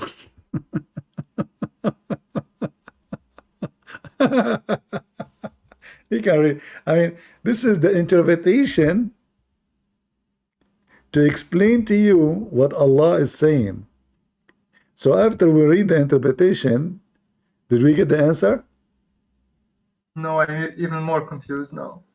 Winter, I did not kick you out. You said you want to go and find the answer and come back. Okay, let me invite you. Put your hand up. Here we go. Winter is complaining that I kick him out. Okay, Winter, come here and tell us about Mr. Noon. How your God Allah turned to be a whale. Don't tell me I kick you out. You said you want to go and ask your uncle. I said okay. Come back here. I will invite you. I want you to tell everybody. You said you want to read the interpretation. This is the interpretation. Go ahead. This is your God. He's a whale. This is a book of God. And then this Abdullah from Malaysia, he is going to teach you how to do dawah. This guy who cannot read his prophet name correctly, he want to teach you how to do dawah. Potatoes. And by the way, if anyone know him, tell him Christian Prince. Or if you know when he go live, let me know, so we can do invasion. What do you think, guys? Do you like the invasion? If you know any time he wanna go live, let me know in advance. Like, because I might be sleeping, because we have time differences, right? So you have to tell me, like, if he's casual, let us say tomorrow at 7 a.m. p.m. New York time, just tell me when, so we can prepare to go live, and then we go do invasion, and then we corner him in the spot, and people would die laughing at him. I do not need to prepare. One a question from him, one a question from me. Slap me first. Go ahead. Hit me. Hit me. Hit me. He will die laughing at himself. The people will die laughing at him. This guy, he claimed to be knowledgeable. All of them, they are potatoes. Each time I do invasion to any one of them, he have heart attack. The last one, it's called Dundee. He claimed to have knowledge, he have a bicycle. Why do you run away? I went to his channel. He says to me, take off your skirt. He's a homo. He think everyone like him wearing a skirt. Potatoes. Baham, Terenitas. But Muslims are happy. They look like they are laughing. Only on YouTube. You see them in the street, they look like they are possessed. And by the way, I noticed that Muslim women in Indonesia, they wear hijab everywhere. You go in the Middle East, Muslim women, they are showing their ass. Actually, once I was walking in a place, in a restaurant, I saw a bunch of guys, they know me. Hey, come sit with us, blah, blah, blah. I don't, I mean, I just, they didn't see me for long. So I sit with them, and there's a woman, she is sitting with them. I can see her panty, literally. And then they said, how are you doing these days? I said, I'm beating the hell of Muhammad. It turned to be that this woman, she is a Muslim. Said, what Muhammad? I said, the Prophet of Islam. Said, oh, don't insult my Prophet. And she opened her legs. I can see more details now. Her panty, when she is sitting, if I say it's an inch, I'm not exaggerating. The second I mention the name of Muhammad, she is upset. Her breast is coming out. Her nipples, I can see them through the blouse she is wearing. But don't insult my Prophet, please. And she said, I'm going to leave if this guy talk about my Prophet. She's getting hot, man.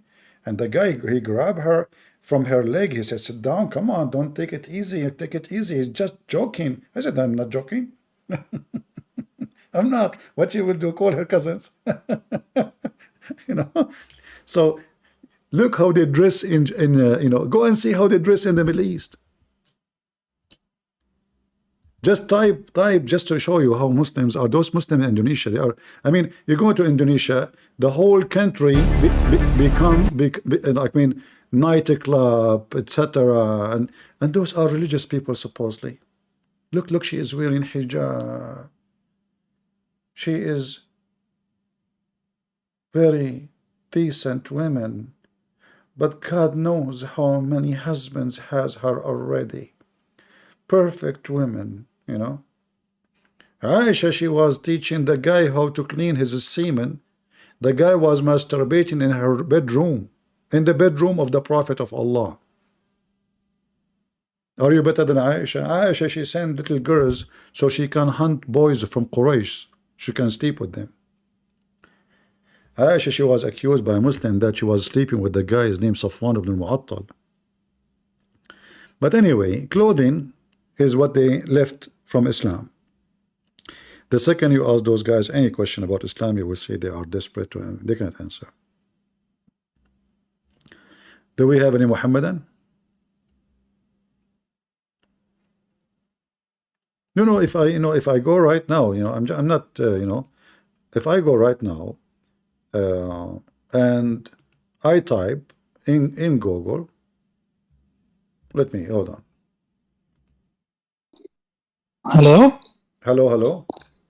Can you hear me? I do hear you. At first, I want to say thank you. I'm just ordering your book. I'm from Germany. All right. But I was a Muslim for like 10 years, and for 4 weeks I'm on a new journey. Sorry for my English. Why you left Islam? What's wrong with you? I read your book for a few weeks. Okay. It's horrible. And you believe my book? What's wrong with you? You should not believe it. Islam is true religion, my friend. I just need. Yeah. I just need to search for the truth, and I'm searching for the truth is that the Christian Prince, according to Muslim, is lying, and you believe Christian Prince. What's wrong I don't with care what they say. I just take a look for myself, for my soul. All right, I know, because I'm trying to save you, because I want you to go to heaven. You have 72 women set now are happy because they are out of the customer who is coming to them. They are made for you. What they would do? I don't care. What those women would do now without you? Use their fingers? Come on. I got a question about the book. I'm on this Alif Lam Ra thing.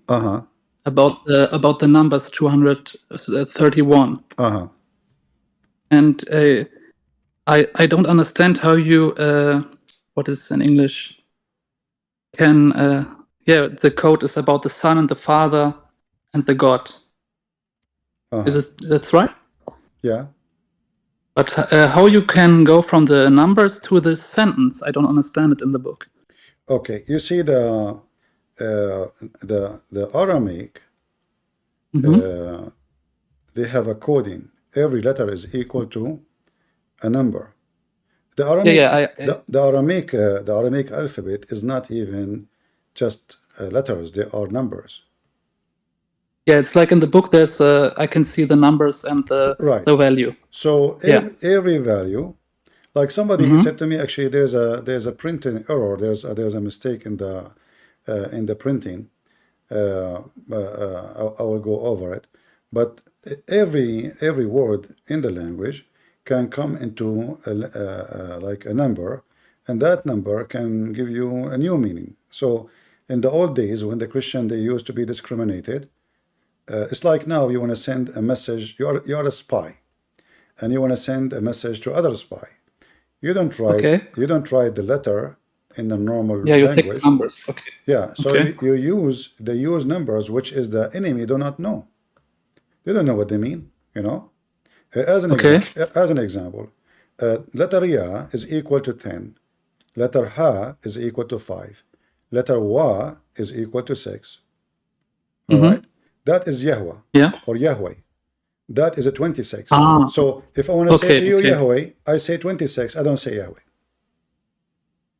Okay, so 26 is Yahweh, for example. So I do not need to say, but if somebody catch you up and he opened this page, what those numbers mean? Yeah, they mean nothing, you know. So for him it means nothing. For the one who will read it, it means something else. You know what I mean? Okay, and the 231, it's for the Father, Son, and God. So like the sentence, then you go and you calculate the letters, and the letters will make numbers, and the numbers will take you to a conclusion to a new sentence.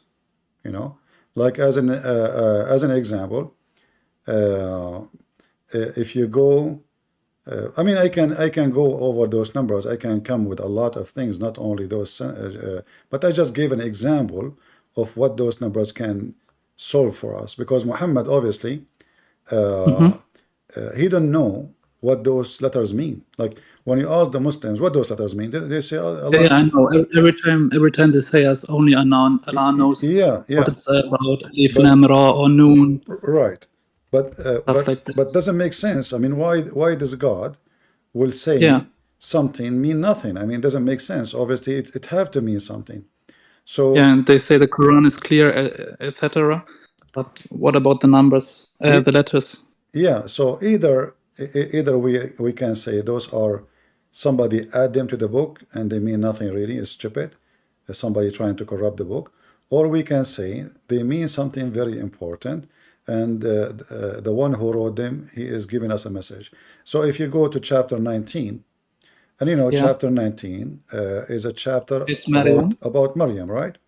It's right in front of me, your book. This was Maryam was 1155. Yeah. So So if you go to Maryam, you will see, like, so when the Christian, they connect those letters to numbers, it makes sense because first it's about Maryam, you know. So what Kahiyas mean? They don't know, you know. But when we calculate when they calculate a number, we come to the conclusion that the Messiah is my God. So it's 195. Yeah. So when we calculate the numbers, we will come. The Muslim, they can calculate numbers too. You know, give us the answer. No problem. They can use their numbers. You know, but they cannot come. They cannot come with an answer. Only if you use the coding and the letters. I mean, what the coincidence is that this is the Messiah is my God. It doesn't make sense. I mean, is it by mistake? It happened like it was, you know, like it happened this way. There's no way, you know. Like what is the coincidence to numbers? Those are numbers, right? So there is and this is the case for all kind of letters in the Quran, which Muslims cannot come to a conclusion with them. So back in the time when I tell somebody this number, he knows it's Christus is my God. The Aramaic Christians are very smart people. So when they they are under the occupation of the Roman, even they have a language. It's called the bird language. The bird language. In the bird language, they add letter between the letters. So when they speak so fast, anyone is a foreigner, he will have no idea what they are saying, even if he speaks the language. You know? So the bird language is something they use between them, and they understand very well, as if they are just messing up the language simply. You know, it's just like adding, let us say, I agree, me and you. Each time I will say a word for you, I add one fake letter in the second letter, another fake letter in the third letter, another between, you know what I mean? Between. So now in your brain, you delete those, each second letter, to make it simple for you. Like you say, here it says kaf, right? Yes. So let us say I add D between the kaf and the ha. A what? A D? D, like a dog, D, you know? Ah, okay. And then I add M between ha and ya. And then I add F between ya and ain. So for you, you delete them right away from your brain. You know, I just said chaos. You know what I mean? So I added letters. They are not part of the language to confuse the one who is hearing me, because it sounds different now. It sounds in new words. But for you, when you hear it right away, you know that every letter between, like the first letter is true, the second letter is false, the third letter is true, the fourth letter is false. You know what I mean? Yeah. So I see. So I'm making a new words, a new sentence, a new language. It's totally new language. And then the one who hear it, he will understand nothing. But the one who knows the language, the coding we are using, so the Aramaic, they have their own coding. They are very smart people, and they always come with solution to overcome obstacle. So Muhammad, he copied those, and he do not know. Does it make sense that Muhammad himself do not know? He's a prophet. Why he do not know? Does it make sense that nobody asked Muhammad about it? Why nobody asked him? Yeah. Like if I go right now in chapter 19, you will see every Muslim so-called scholar, he is giving you his own fiction answer. Yeah. But Muhammad never gave an answer, because Muhammad obviously is copying somebody else. He don't know. You know, if I write a book about mathematics and I never have degree in mathematics, and you ask me what this mean, I will not be able to answer you. Why? Because I'm not the one who came with this. I don't know what actually. I have no idea what I wrote. I'm just copying, you know. So the Muslims didn't know what this mean, and everybody tried to try to solve it, but nobody knows. And then the conclusion, Allah knows best what he meant. That's the conclusion for everything. Yeah. And you know, it's this is a way to save, let us say the guy save his ass from being ignorant. So he says Allah knows best, you know? Yeah. So I don't want to admit that I do not know. So I say Allah knows best. It's a way, it's a rescue, like Kaf Ha Ya Ain Sad. Allah knows best what he means by those letters. Who is saying Al-Jalalain? This is a book written by scholars, not even one. What do you mean Allah knows best what he means? Because they didn't know, the Prophet Muhammad do not know. For us anyway, like even when we mention those things, it's just to share knowledge with people, but we don't confirm the Quran. We are not confirming the Quran. We are showing that Muhammad is a thief. He is copying others. He's copying a book of somebody, and he do not know what it's meant. Otherwise, Allah should give us those are not. This is not even a word. This is not a word. You see, in the Quran is written as a word, but it's not a word, because this word mean nothing. It's not exist in the language. So, but it's written as a word because simply this is how Muhammad he pronounced it. He said chaos. You know, so it's not a word. It's letters. And even the Muslims, they separate it as letter, as you see, like the letter ka, the first letter. Here they make it kaf. Why they make kaf? Because in Arabic, when we pronounce a letter by itself, we pronounce it as a word. So the ka, we say kaf. It's just to make it clear. Like it's like, you know, when you talk over the phone, you say B from boy, you know, M from mountain. So the K, kaf, hey, we ha, ain, you know, letter a. This is a. We say ain, not a alone. So if we are reading the letter alone by itself, we read a word. We make the letter a word, you know, word, so we can hear it clearly what he mean. He mean ain, that's it, ain. You know, so the Quran have those, and Muslims do not know. But if the Muslims don't agree with us about what we came with, well, give us a solution. Yeah. But again, we don't confirm the Quran by those. We confirm that the Quran is a theft. Muhammad is taking thing as an example. Yasin, you know, chapter 36. It's an Aramaic word. This is not an Arabic word, and because it's an Aramaic word, Muslims do not know what it means. They have no idea. No, there are a lot of words that are not Arabic in the Quran. But yeah, is a word mean God. Yeah. You it's know? Like it's Musaf. It isn't Arabic, or isn't it? What is that? Musaf. Mushaf is just a word mean letters. Actually, sorry, pages. Again, please. Pages. Okay.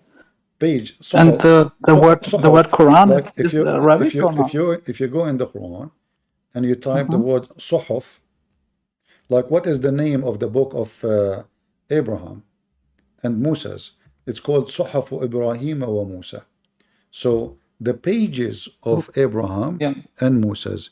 So Suhuf does not even present a book, present pages. Here they translate as scriptures, but this is false. Suhuf coming from the word sahifa. Like even we call an Arabic newspaper, we call it sahifa. So Suhuf is pages, is like papers, you know. Yeah. So okay, I understand. And this is not an Arabic word too. You see, everything you see in front of you have nothing to do with Islam. It's a theft. Like Ibrahim. If you ask the Muslims, what Ibrahim mean? They don't know. Okay. What about Abraham? In the Quran today, the Muslims, they took the word which is Abraham from the Quran. Why? Because simply it shows something stupid about the Quran. Because it cannot be both. Ibrahim is not the same as Abraham. Abraham is what the Christians usually use. And so why the Muslims are using it? So if we go in the chapter of Al-Baqarah, as an example, you will see it says Abraham. But in the Quran, in Baqarah? Yeah. In the Quran. So another word for his name, or what? Huh? Another word for his name, or what did you mean? So there's Ibrahim in Al-A'la. Yeah, there is Abraham. There is Abraham and there is Ibrahim. Abraham. So two different names. Two different names, and it cannot be both because simply this is wrong. You know, Abraham is not the same as Ibrahim. But now in the new print of the Quran, they took off the word Abraham and they replaced all the Quran with Ibrahim. You know, and this is showing you how the Muslims, like, you know, even the Muslims, they try to fix it. They say, oh, it's the same, no different. No, it's different. It's different. This is a name, you know. But they say to you, it's just different reading. But those are Arab. This is not a word from their language. What do you mean different reading? You know, like I have to read the word as it is. It's not even my language. So so when they say to you in the chapter of Al-Baqarah, when it says Abraham, which we cannot find no more in the chapter, they took it off. You know, why you change? Okay, leave it as Abraham. If Allah says Abraham, why you change it? They change it. You know. If I open right now, I cannot find it. The copy actually I have with me. I cannot find the word Abraham. You know, there's nowhere it can be found. They took it off, and obviously, and the Muslim then they try to fix it. They say there is a secret about it, because here speaking to the Jews, so it says Abraham because the Jews use the word Abraham. Okay, if the Jews use the word Abraham, why you don't say what the Jews say? This is their grandfather. You know, this is the correct name. Yeah. So Abraham, the one who crossed the river or crossed from the other side, didn't know what it means, and he could not copy any name, even the name of Jesus. Who is this Isa? No Christian, no Arabic Christian heard ever of Isa. We don't know who's Isa. We don't use Isa. You can ask any Arabic Christian, do you know who's Isa? Or what you know, that this is what they call Jesus in Islam. In Arabic, we call him Yeshua. In Hebrew, Yeshua. The reason Yeshua, because the Aramaic have like ancient Aramaic, new Aramaic, and depend in that territory. So sometimes the letter S can pronounce as Ish. So as an example, Sams or Shams. Shams means sun. They replace the letter the Ish with S. So Sams or Shams. It's the same, because it is different territory. But Abraham is the name of Ibrahim, the real name. So why you make it Ibrahim? They cannot answer. Yeah. Okay. Thanks. Yeah. I'm continue reading your books. I ordered the book with the miracles and the other one, the first one, I think. Yeah, because the miracles were one of the big reasons why I converted to Islam 10 years ago. And yeah, now you destroyed my world the last 3 weeks. So what was the miracle made you accept Islam? What is like the most powerful one? Nowadays, for me, nothing. I mean, when you what make you believer in the miracle? You said what make you believer is the miracle. What is the most miracle made you like? Wow, this is amazing. This bullshit with the embryo. Yeah, but I don't know. I mean, my friend, if you read it in front of you, but maybe they gave you a false translation. Is that what happened? Yeah, the Muslims always say it in English. They sell Islam to you like a big present, and they got books only about the miracles and everything. And I was 16 years old, and yeah, it sounds great for me, but yeah, it's not your fault. What should I say? It's not your fault. You see, this is the issue. This is why we warn parents that they should educate themselves, and then they should take care of their, it's not enough to have babies and children and feed them, give them breakfast and lunch, and then let them go on the street. We should share education with them. And I hope you would do that with your children too, so they will not fall into the same trap. Because if you read the chapter you are talking about, this is the most horrible description of how the baby is made. The baby is not made from nutfa, which is a sperm, and then become a dead blood. And then the blood become a lump. So the same reason they convince you, usually they fabricate, they say the same as a clinking thing, some translation, clinking thing. But this is not what the Quran is saying. What the same as it says, we made the sperm into a dead blood. This is what alaqa mean. So they that can't be dead. Yeah, they lie. This is why they say Islam without lies dies. Islam without lies dies. I spent the last 10 years with practicing and praying and everything, and now I don't know what should I do. Well, you are not a Christian then? Back in the days? I mean, now, before Islam? You are not a Christian yet? No. Right now, no. I'm reading the Bible the last 3 weeks. Okay. And I visit the church on Sunday the last 3 weeks. Wonderful. Yeah, I just try to understand and learn more about Christianity. All right. Yeah, Well, but I don't. very good for Yeah. you. I'm happy for you, my friend, and I'm happy that I'm just searching for the truth, and I think if Christianity is the truth, God will show me. Christ is the truth. Christ is the truth. Yes, Christ. The Christianity is what we believe, but Christ is the truth. He is God. He is the truth. He is the Alpha. He is the Omega. Muslim, they can lie as much as they want to deceive as many, but then it backfire usually, because those who convert to Islam, they learn a lot about Islam, and then they become #1 enemy to Islam. Like there's a guy, he called himself Brother Ishmael. I don't know if you saw him. No. This guy, I'm new in.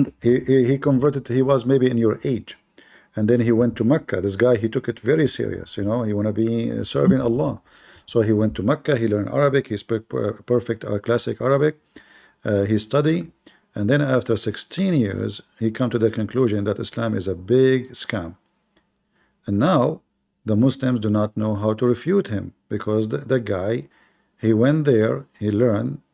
I used to make videos for him to refute him, you know, just to get him busted. And now this guy, he is exposing their lies all over the place. Can they say he was lying? 16 years Muslims, like you, maybe 18, I don't know, I forgot. You can watch his video. So they gave him scholarship to study Islam, you know, study Arabic. They send him Saudi Arabia. And all of this help him to know more what he converted to. And then when he mastered the language, he find out that he was a fool. This is not what they told him. And he decided to leave Islam. Yeah. The more you know, the more you will be disgusted, and the more you will find out that this is not only stupid religion. This is, I mean, silly. It can't convince even a goat. Who is going to believe in this? You know,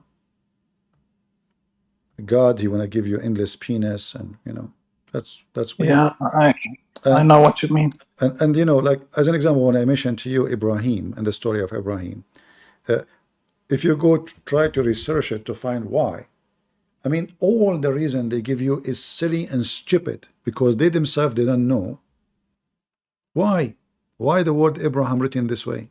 Simply the answer is very simple. Muhammad, he heard it Abraham, he wrote Abraham. Muhammad, he heard Ibrahim, he wrote it Ibrahim. It's the one who wrote is what he said, not him. He is not. He's not the author, you know. He don't know even what Abraham mean. Yeah. Let me actually, let me. You don't know Arabic, right? I don't know Arabic. No, I'm German. Yeah. Here, this is Islam. Let me post the link for you. You can use Google Translation. Do you see the link I posted in Discord? Wait. I'm on my mobile phone. Can I open Google? Why on Discord? I don't know. You can open. You can click the link later. Here it says, I will use Google Translation. It says why the word Ibrahim mentioned in the Surah Al-Baqarah without ya, which means Abraham. Ya is im, you know, without ya. Okay, if we go right now to the Quran, we cannot find the word Abraham no more. They took it off. They took it off. And they say they did not corrupt. They say that even a single, here it says, جاءت كلمة إبراهيم في القرآن على شكلين من الرسم. الأول Abraham بدون ياء. Let us translate.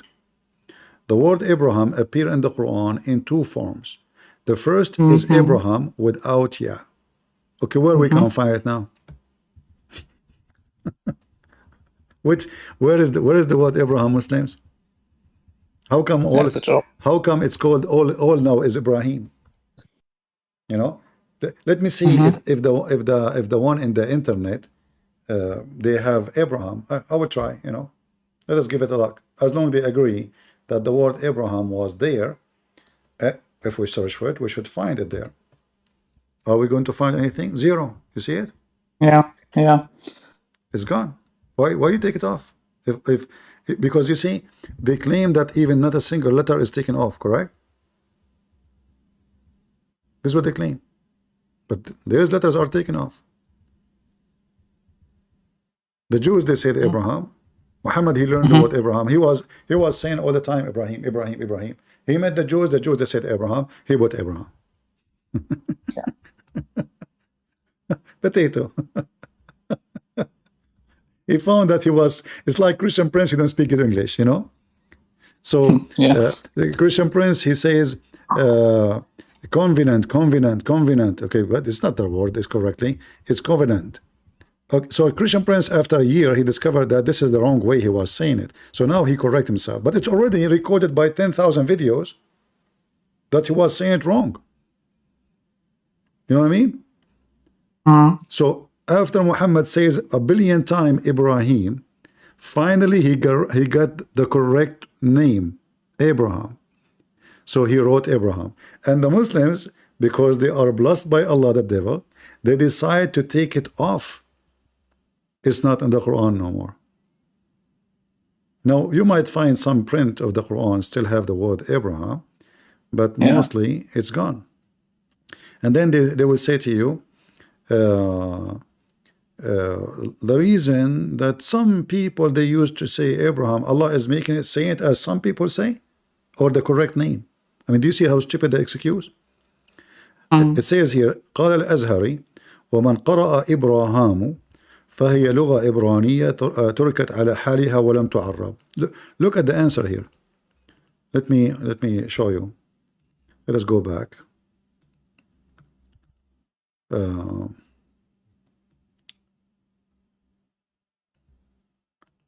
You can see my screen, right? Yeah. The Azhari, he said, whoever read Abraham, which means not Ibrahim, it is Hebrew language, and that has been left as it is and not Arabized. So look what they did. They admitted that they changed all the names of Abraham from the Hebrew to make it Arabic. But can you do that to name? No, you cannot.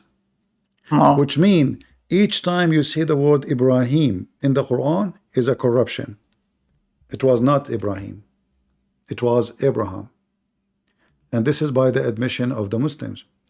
For they admitted that this is, we have to add ya, and now we will have the word Ibrahim. So all those words are a corruption. For the origin of it, by the agreement of the Muhammadan, it is Abraham, not Ibrahim.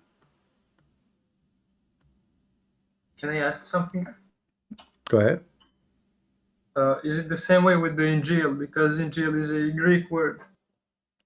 Yeah, the Injil is just a copy as it is, you know, from what the Christians used to use. Muhammad, he copy the word as it is, but he did not know what it means. In fact, when Muhammad, he used the word Injil, he made a big mistake. Why? Because this is a Greek word, as you said. So how Jesus was sent to his people, and his people are, according to Islam, are Jews, then the Quran says in chapter 14 verse 4, we sent not a messenger except with the language of his people, in order that he might make the message clear. Okay, so now we know that Allah will never send a messenger except in the tongue of his people. So the book will be what? In the tongue of his people. So if the book of Jesus is Injil, that means Jesus is a Greek person. Are you with me? Yeah. So Jesus have to be a Greek person, because not only he speak a Greek, no, it says clearly, we never send a messenger except to speak in the tongue of his people. Not only like is not, we can say, okay, maybe this messenger, he speak many languages, but here it make it clear that this is the tongue of his people, not just speaking tongues. He speak in the tongue of his people. So if the book of Jesus is called Injil, which a Greek word, that means Jesus' book was in Greek, and Jesus must be sent not to the Jews, he was sent to the Greek people. This is just another mistake in the Quran. The name Moses, if you ask any Muslim what Moses means, they don't know. They have no idea what Moses means. Ask any Muslim what Moses means, they don't know. What Noah mean? They don't know. Okay, what Adam mean? They don't know. What Maryam mean? They don't know. They didn't know.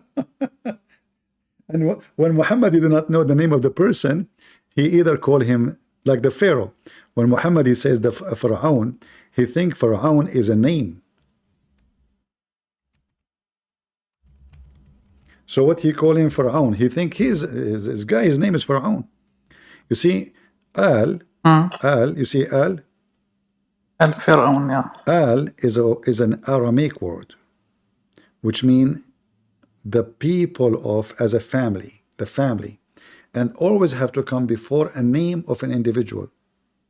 I cannot say Al God, you know, family of God. Well, God is a nickname of a person, but I can say Al Musas. I can say Al Ali. Ali is a name, is a person. Al Muhammad, Al Ibrahim. So if I copy the word Al, which to make it simple, you can have this word only added before a name of an individual, not a title. So this is the word Al will appear in front of us. Here it says Ali Musa, Ali Harun. Do you see it? Musas and Harun. So Musas and Harun are two brothers. The family of Musas, the family of Aaron. So what Al means? Family. Family, yeah. So when we So say Fir'aun is when we the say title, not Ali a- Pharaoh, the family of Pharaoh, that means Muhammad he think Pharaoh is a name. Yeah, problem. He don't know that this is a title. This is not a name. The Pharaoh he's talking about is Ramses II. And for sure Muhammad too, he made a mistake, he made a lie. He claimed that the wife of the Pharaoh, her name is Asiya. When, if you go and search, the wife of Ramses II is Nefertari. And she is from a royal family too. So Muhammad, he think, according to Muhammad, the wife name is Asiya bint Muzahim. She is an Arab. And he will marry her too. So Ali Ibrahim, the family of Abraham. Ali Ibrahim. Again, Ali Pharaoh.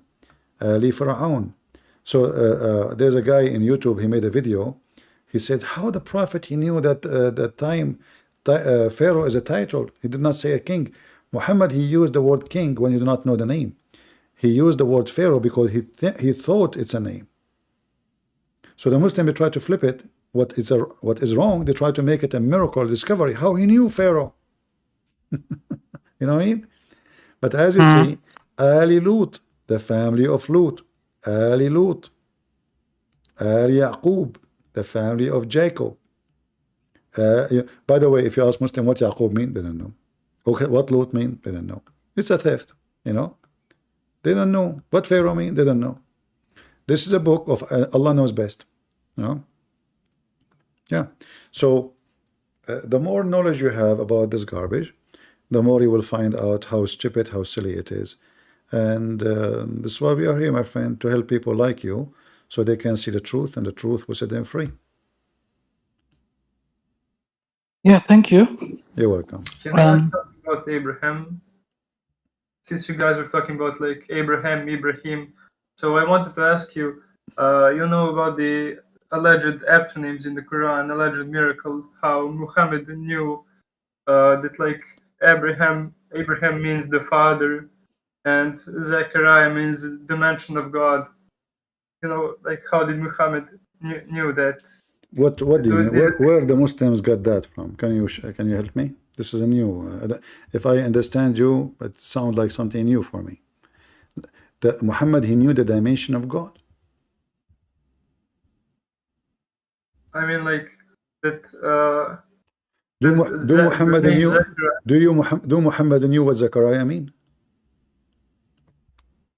But isn't that like a Hebrew word? How did he know if he was? Yeah, okay. But you said to me, you mentioned Zechariah, and you said the Muslim they have a miracle about it. What is that?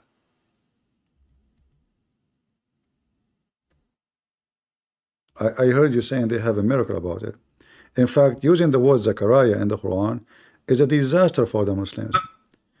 Because Zechariah, you see, there's a guy, his name is Daniel, he was making fun, I forgot of whom. He's saying you worship Yahweh, the pagan god. That's what he said. But Zechariah is simply a sentence, is not a name.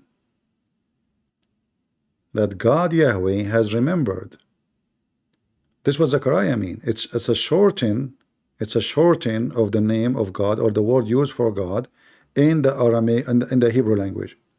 So when Muhammad he used this word, the same as the word Yahya. Yahya, it's the same. So Yahweh remember. So when Muhammad he put this word in the Quran, he just stole the word Yahweh. He do not know he did it.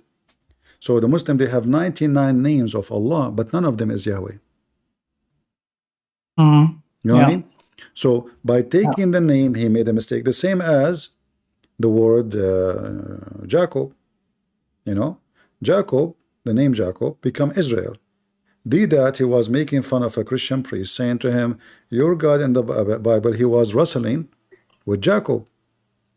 But then, if the Muslims are laughing at the story, but the word Israel is in the Quran. The Quran does not say how Jacob, even who is Israel. We cannot find one verse saying who is Israel.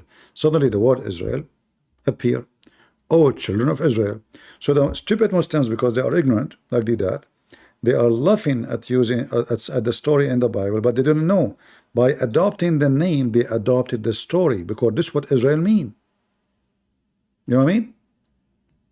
They don't know that by using this name, you adopted the story, because Jacob's name changed into Israel because God, he called him that name based in what happened. So the Muslim, they laugh at the story in the Bible, but they forgot that the stupid Muhammad, by copying the name Israel, which he do not know what it means, he made a big mistake. Additional mistake. I mean, if we go by the names, you will find a lot of secret. As an example, what is the last two letters in the word? E and L. Okay, what does that mean? For the Muslim, mean nothing. Right? No, nothing. Mean nothing. But the fact, El is a word meaning God. Right? Again, please. The last two letters is El, which is word meaning God. In which language? In Hebrew. Okay, interesting. So when Muhammad he copied the name, the word, so he thought he is copying a name. He heard the Jews saying Israel, Israel, Israel, but Israel is not a name. There's no names in the Bible actually. All the names in the Bible are not a name. Noah is not a name. Adam is not a name. Abraham is not a name. Moses is not a name. Yeshua is not a name. All of them is description of the person. Moses is the one who been saved from drowning. Abraham is the one who was able to cross from the other side, which means leaving paganism and coming to the truth. He passed over the river, the other side. Abraham, the same as Adam. When God created Adam, he created a human being. And it was actually used for male and female, not for male. Muslims do not know what Adam means. So now Muhammad, he stole the name Israel, and because he is a thief, not a single Muslim can tell you. Who is a Muslim can tell you what Israel means according to Islam? Anyone want to volunteer? Didn't know. They have no idea, because this is the only way to know is to go to the Bible. They don't know. So El exposed Muhammad because simply El is not one of the names of Allah, never used in the Quran, except when he steals names like Zechariah, Israel, Mikael, Ishmael. All those names are a theft. So for me, again, El is the Hebraic word for God. Sorry, again? For me, please, is this El is the Aramaic word for God? It's coming from the Aramaic and the Hebrew. In the old Hebrew, it used to be A-L. A-L. A-L and El is the same word. But in the old Hebrew, Israel was Israel, not Israel. Israel. In the new Hebrew is Israel. This is why we see, like if we go to the name of Allah, what is the first letter? Al, and then lah. The Yeah. first two letters are al. That's what mean God, and that word can appear in the beginning of the name, before the name, or at the end. Do you understand? Like Elohim, Elohim, El. Do you I know understand? that Ilah is like Yeah, any yeah. god, so that Yeah. Allah is So like a Al, contraction. so The god. Al is the old version of the language, which is a word mean God. So the name of the God of Islam is Al-Lah, God Lah. It's not Allah. But because they cannot say Lah without respect, you have to say God Lah. You know what I mean? It's a But sentence. what does what's about the lah? What Lah does is the it name of the does? moon god. This is an ancient Ah, name given to the okay, moon. I see. This is given to the moon god, not to the moon. Uh, Some people think that Lah, or when we say the moon god, we mean the moon. The moon god is not the moon. so The moon god is the in the name god, of the God god of in moon. charge of the moon. Mhm. Yeah, I see. So if I say I'm the god of this house, that means I'm in charge of this house. Like in Arabic, we say the word Rabb. Rabb mean God. But we can use the same word for the word Rabbul Bayt, which means the Lord of the house. And here it's have different meaning. Mean, you know, the one who is in charge of this house, usually the male, you know. Yeah. When we say, if I type the word Rabb, and all of those are not Arabic words, those are coming from the Aramaic and the Hebrew. Rabb, you will find it all over, you know. But the most funny, actually, you will see the Rabbu Shara, which is showing us again that Allah is the moon god. Chapter 53, verse number 49. It says He is Rabbu Shara. If you go and you see what is the Shara, you will say it's a star the Arab pagan they worship. The Muslim they admit.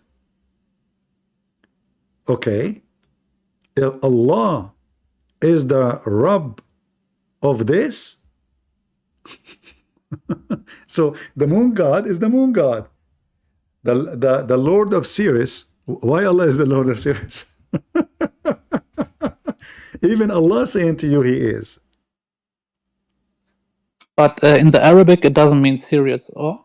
No, actually it's a name. It's an equal name. Yeah. When they say to you, But in your book, it's about the serious, and you say in the book that in the Arabic, it doesn't mean.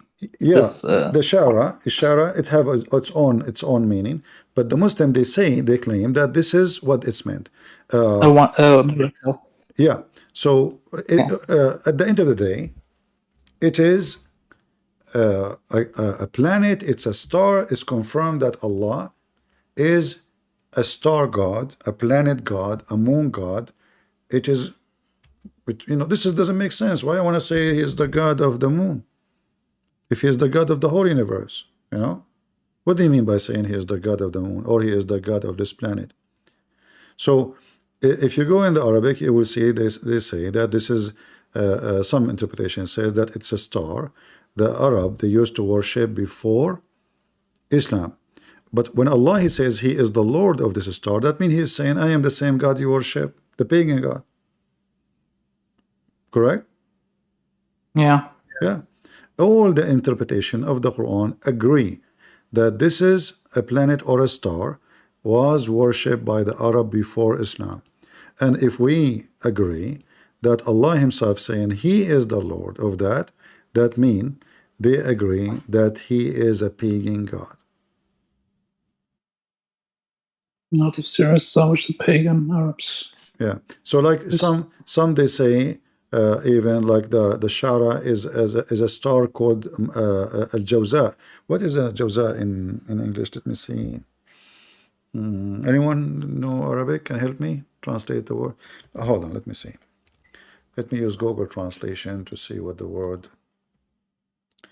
Google translation. All right. So we type Al Jawza.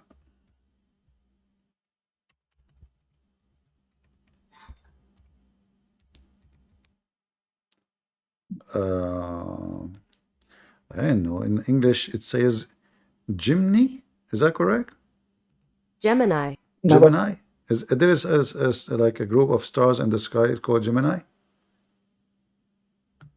Okay, hold on. Let me. I think there's a Not my mistake. model. There's a I don't know. mistake. Let us see. Hold on. Burj.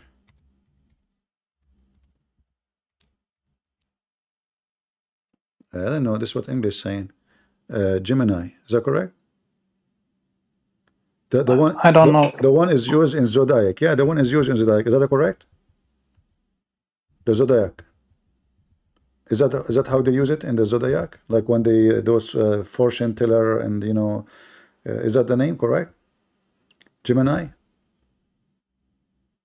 Gemini. Yeah, look like it. I don't know. So this is one of the names which is the Arab are using, and he is the Lord of this. That's messed up.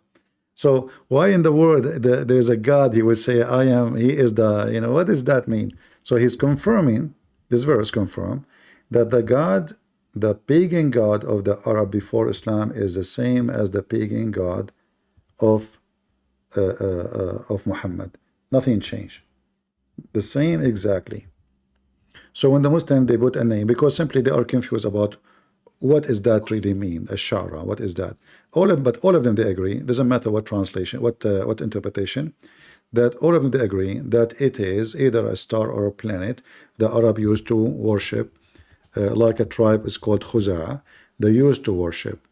And actually Muhammad, they used to call him Abu Kabsha, or they call his grandfather Abu Kabsha, which is again a name of a star they worship. You know, yeah. And you know, either Allah is the Lord of all the whole universe, or He is the Lord of this star or this planet. Right? Just a planet in your book. Yeah, that mean it is just Allah is not the Lord of the universe. And here Muhammad is adopting. I think he was speaking to those people who they are pagan, trying to convince them that he worship the same God as usual. He is a hypocrite. So when he spoke to those who worship the three daughters of Allah, he bowed down for them, and he said their intercession is a must, and that was called satanic service, satanic verses. Now he is doing the same. When Muhammad is speaking to the Sabian, he said the Sabian will go to heaven, but the Sabian worship stars too. The Sabians worship stars. The Sabian actually they believe the same as Muhammad, they believe in many things. So he copied from them Ramadan. The Sabian they pray 5 times. The Sabian they fast Ramadan. The Sabian they welcome the month of Ramadan as a moon. You see, if you know the language, you can open a lot of secret doors for you, because all is based on the language. Like the word Shahr Ramadan. The Muslim they translate the word Shahr as the word mean month, but in fact Shahr mean moon, crescent moon specifically. That's why here it says, so whoever of you witness the month, he sight, you have to cite it. You see, if it is a month, we don't cite the month, correct? Nobody can cite timing. Can I cite 6 o'clock? No. But whoever of you sight, it says shahida. So whoever of you sight the crescent moon, he fast. So read it. So whoever of you sight, not the month, not the month. No, there's no month. The word here translation is false. It says the month of Ramadan. No, the moon of Ramadan. Every month, the pagan they believe it's a moon. So they gave every moon a name. There are 12 moons, not one. 12 moon, each one of them have a name. The month of Ramadan is the moon of fasting. So when we cite the crescent moon, we fast. Why? Because our God is the moon God. You get it? Why we don't fast with other, I mean, there's many plants, there's many stars, there's many things, Yeah. Why the moon? Why the crescent moon specifically, And this is why when the Muslim, they say, when we have the crescent moon, doesn't mean that Allah is the moon God, it's a lie. But all religion is based on the crescent moon. So the Sabian, when the crescent moon appear, they welcome the crescent moon in a town, and they go to other town to welcome the new moon, not the same moon. They don't believe it's the same moon. So the new moon is coming, so we go, and then when a new moon come, it's a new month, a new moon, and that where they stop fasting. Muhammadi adopt exactly what the Sabian practice. The fasting of Ramadan, the 5 prayer, the ablution. You can go watch videos about how the Sabian do ablution. It's exactly as Muhammad do. Exactly. He copy everything from them. He's actually, even the Hadith call him Sabian. Yeah, I read about it, that they called him Sabi. his name, which is Sabi. Yeah, Sabi. Yeah. So language is a big. Actually, there was a Christian scholar in language. I wish I can find him. This guy is, I know. I mean, I don't know how to describe him. He's, I mean, he knew Aramaic, he knew Hebrew, he's like a language genius, and then he can explode your brain with the knowledge he have regarding meaning of words. Language is the key for a lot of things. In the Bible, in the Quran, in anything, language. Like if you want to study history, study language, because language, when you go to the ancient language, you will see that where words is coming from. There's many words now in Arabic we don't know where they are coming from, but we use them. But in fact, none of them is Arabic. They are coming from the Aramaic. So those who they are Aramaic, they knew right away what that word mean. Like, if you see the numbers, those numbers you see, the one you see here, those are not Arabic. Those are Really? Yeah, those are Indian. Those are Aramaic. The numbers you see, those are not Latin. Those are not Latin numbers. Those are Aramaic numbers, and they are alphabet too. All the English numbers we use them, or Latin numbers, they don't belong to the Latin. They belong to the Aramaic. The Aramaic numbers are alphabet.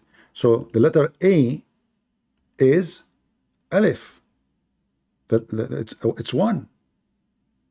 Yeah. So this is A, Aleph. So like we say Abjad, Hawaz, etc. So every letter is a number. And do you remember I told you about the coding in the beginning? Every number is a, So they are alphabet and numbers. Aramaic is a very extremely smart people. They are, like the cradle of civilization. The word Europe is Aramaic. The word Africa is Aramaic. There's tons of names of countries and cities around you is Aramaic. The word salad is coming from them. The word, bustan in the Quran, bustan, the word aris, the word, Jannah. I mean, all the tons and tons. And then you will find that Arabic is empty. There's no Arabic in the Arabic. Arabic is just a manipulated language out of the Aramaic. This is why there's many scholars, they have theory that the Quran never was in something called Arabic. It was written in Aramaic. This is why actually the word Quran doesn't make sense. Quran in Arabic doesn't make sense. It makes sense in Aramaic. So qarra, it's saying, moving your lips. Ra'a is seeing. So you say what you saw. That will make it reading. But Quran is a wrong word in Arabic. You say what you saw. What did you say? You say what you saw, exactly. But Quran is wrong then. Quran is wrong because Muhammad, he did not see anything. According to Muslims, he received. He received words from the angel. He did not give him a book. So if we say Quran and then the Muslim, they start saying, it means recitation. No. Recitation cannot be, because recitation, you recite something from the memory. it have to be first in your memory to recite it. Yeah. And Quran cannot be, because you have to see the words to read it.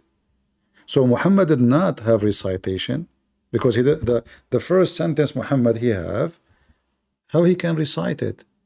He can repeat it, right? He can repeat, like say after me, you know, read in the name of your Lord. If you remember the Muhammad, when the angel came to him, he told him Iqra. What the Muslim in the translation, some translation they say the truth, they say read, and some translation says recite. What Muhammad he says? He said Ma ana biqari. Ma ana biqari. The stupid Abdul, they try to make it look sound. He is saying to him, I do not know how to read, which is false. He was saying, what I am going to read. Okay. He did not say, I don't know how to read. Ma ana biqari. What I'm going to read. If you go and read the translation here, look how stupid it is. It says here that when he was in the cave of Hira, the angels, he came to him, and he said to him, read. You know, he said to him, look here, the translation, he said to him, recite. But recite what? Wrong word. You cannot say recite. He said to him, read, not recite. If we try different translation, the same website for the same hadith, you will see how the story changed. Let us see. Here, he pressed me and released me, and he said to me, read. Okay, is it read or recite? There's a huge difference. Do you see it? Yeah. Okay. If he said to him, if he said to him recite, and Muhammad, he said to him, I cannot recite. That's stupid. You know, you should say recite. You should say recite what? I don't know what you're talking about. And then, if he said to him repeat, well, he just said to you the word repeat, and you said to him, I can't repeat. You just said the word. So it doesn't matter where you take it. It's stupid. If it's me read, it's the first time. I hear about it. If it's me read, well, he did not give him something to read. If it's me recite, well, recite is something I know in my memory. If it's me repeat, why Muhammad will say I cannot repeat? See, so the Muslims here, they try to fix it. They say, he said, I do not know how to read. But look how stupid it is. Because if he is saying, I do not know how to read, shouldn't he say first, read what? Did he give him a book? If the angel, if the angel gave him a book, that means the angel is stupid. He do not know that this guy, he do not know how to read. It's the first time I hear about this. Every time they talk to us, like he say, I can't read, I can't read.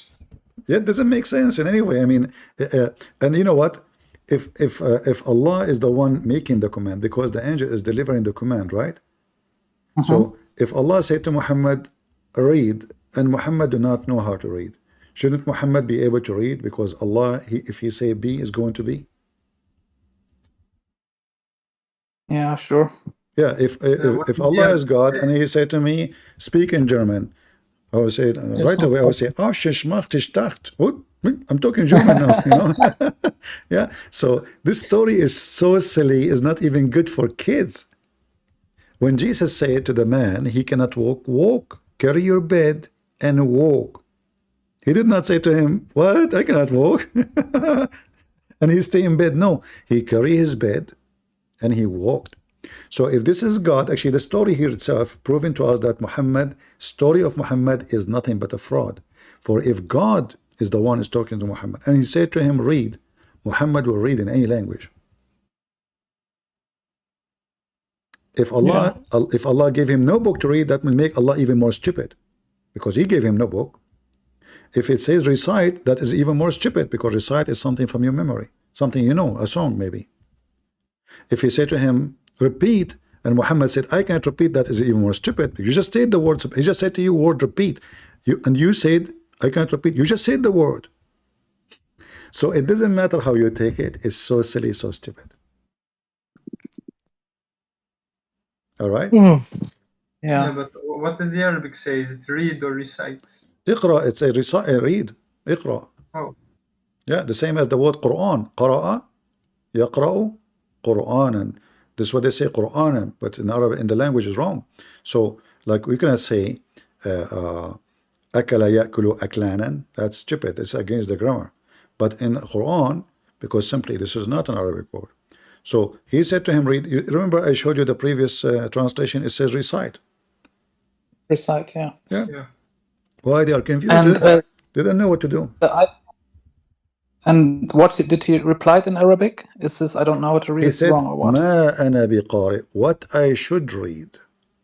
Ah, okay, I The see. Muslim, they say, they translate as I do not know how to read, because they have to maintain the story that Muhammad is illiterate. And why they say he's illiterate? That's just to show you how stupid they are. I mean, the story of stupidity is endless. They say to you, the Quran says that Muhammad is ummi. Ummi is a Hebrew word meaning gomai, which mean from the nation. How we prove that? They are not from the believers. So in chapter 2, verse number 78 is telling us the truth. And among them there is unlearned. About what? Are they ummiyin in the meaning of illiterate? No. They are unlearned about the scriptures. So anyone who do not know the scriptures is called ummi, ignorant. I think it's the same word where it says like unlettered prophet. Yeah, this is ummi have nothing to do with be able to read or not. Like the Quran divide the people into two kind. The people of the book, as we see here in chapter 3, verse 20, and the illiterate, the unlearned. So you see here it says, the people of the scriptures and the illiterate. They are illiterate about what? Is the division here is not about who know how to write, how to read. No, people who know scriptures and people who do not know scriptures. This is what the word ummiyin mean. Do you see it? Wal ummiyin. The stupid Muhammadan, they made the word ummi, which mean the one who do not know the scriptures, they make it illiterate. So now all the Muslims in the time of Muhammad, nobody know how to write, how to read. All of them. And Muhammad too. A nation of donkeys. And all the Christians they knew how to write, how to read. They are born with it. Like the Christian guy, my mom, she told me when I was born, I was 2 seconds old and I got a pen and I start writing my name. I mean, this is how stupid they are. I mean, the verses is so clear, but they cannot say it. Make me angry. Yeah, it's so clear, you know. Here it says, الَّذِينَ يَتَّبِعُونَ الرَّسُولَ النَّبِيَّ الْأُمِّيِّ. This is where they got the word ummi from. They say the Quran says, the unlearned prophet, the illiterate prophet. He's illiterate about the gospel. He is illiterate about scriptures. He is illiterate about God. He is ignorant. He is from the pagan Arab. This is what ummi mean. Not illiterate, do not know how to write. You know, Muhammad in his death, he said to them when he was dying, bring me a pen and a paper. Yeah, so he can read now and write now or what? Yeah, bring me a pen and a paper so I will write for you something you will not be misguided after me. So even the that he cannot write is a lie. Yeah, obviously he knew. Obviously he knew how to write. How he will say, bring me a paper and a pen so I will write for you if you do not know how to write. You know, obviously he knew. He did not say bring me a writer. You know, bring me a paper and a pen to me. If you do not know how to write, you should say, bring me somebody to write for me. But this is not what he said. Bring for me a paper and I will write for you a statement which after you will not go astray. Umar, he said the prophet hajara Rasul, not seriously ill, hajara, which means he became mentally ill. Imagine, Umar, he says Muhammad is mentally ill. So all you see the whole story of Muhammad have to be rewritten For Muslims, they fabricate things is never exist, never found it anywhere. He knew how to write, he knew how to read. There's tons of proofs of that. The word ummi have nothing to do with him being able to read or to write. It's have to do with being from the pagan Arab. He is not from the Jews. Anyone, he is not, like I am ummi for the Jews, Gomai. Those are from the pagan nations. So we are not the people of Israel. We are not the people of Abraham. So we are Gomai, from the nations. The word ummah mean nations. Like if you go in the Quran, it says umam. This is why the word imam is coming from. Imam. So umam, if you go in the chapter 638, 642, 738, etc. So it says here, we send to nations before you. What the word mean? Nations. They translated here as a community. This is false. Is a nations. So the word ummi is from the nation, not from us. He's not one of the Jews. He's a stranger. He do not know the God of the Jews. So anyone who do not know the God of the Jews is an ummi. This is not about knowing how to write, how to read. You know, when the Quran says people of the book and the ummiyin, is that make sense that all the Christians know how to write? That's stupid. Because especially at that time, there's many poor people, they cannot afford to go to school. Right? And there's no school actually. What school? There's no school. But I mean, not everyone, he have the luxury to learn. Until not long time ago, until now in Saudi Arabia, there's a lot of people do not know how to write their name. You know? So they have a very wrong understanding of everything about the religion. And that's why we find them a very laughable nation. So they lying to me for over 10 years now. Well, it's time for the truth, and the truth will set you free, my friend. So, do you got any advice for me? What steps I should do next, or anything, or can I ask you when I sometimes? I encourage you to read the Bible and start. Try not only to read it. When I read the Bible, I try to live it, not to read it only, because there is a huge difference between reading and living the what I am reading. Like if I read the Quran, there's nothing to live. I mean, look at this. What I will live there? This is stupid. The animals are a creature like you, and they are Muslims. That's even stupid. So in the Bible, when you read any speech of Christ, try to be in the crowd. Try to be a person who is listening and seeing Jesus and receiving the words as a personal speech to you, not to the crowd. So when the Messiah speak about salvation, receive it not as a text, receive it as something spiritual, something for you, something personal. Like a voice of a person. Let us say you have a children. You miss your child. He call you. You cry. Why? Because his voice, he meant something for you, or the picture means something for you. So when you have connection with the words will touch your heart. If you are just reading text, it's a plain text, it's mean nothing for you. But if you live the story, if you are in touch with the words, then the story and the words, they will mean a lot for you. And I encourage all people to do this. If you have a Bible at home, go every day. Do this, like let's say, put the Bible next to you in the table, and when you have time, just let us say for fun, grab the Bible and open random page, and I assure you, the page will speak to you about something you yourself live today. Who want to bet? Any page you want. Any page you want. Don't go say I want to read John. Don't say, just grab the Bible and flip it, open a page, and you will see that your story, there is something there for you. So I believe that the Bible is not a book with words only. The Bible is a book of healing, of medicine,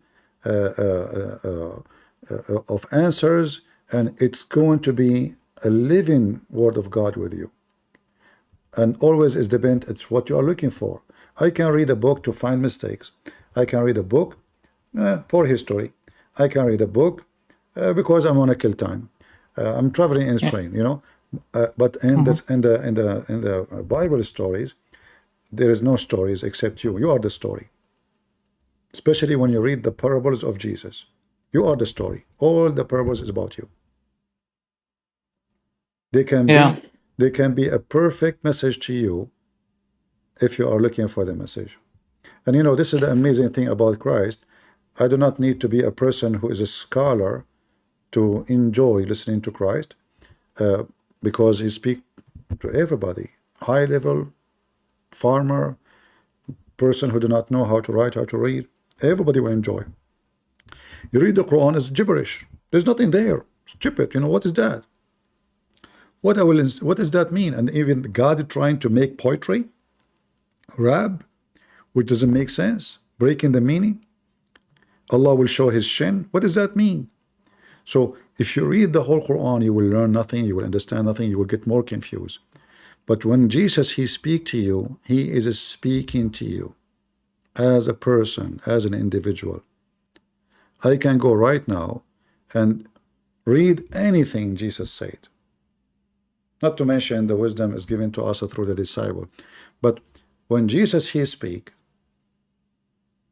I cannot explain how I can deliver to you what I feel, because it is speaking to me about my sin, speaking to me about my greed, speaking to me about my losing patience, not respecting others, being rude, being not nice, being ugly, being filthy, being good, being bad. The Messiah, he's being merciful. Every story is a special story and never get old.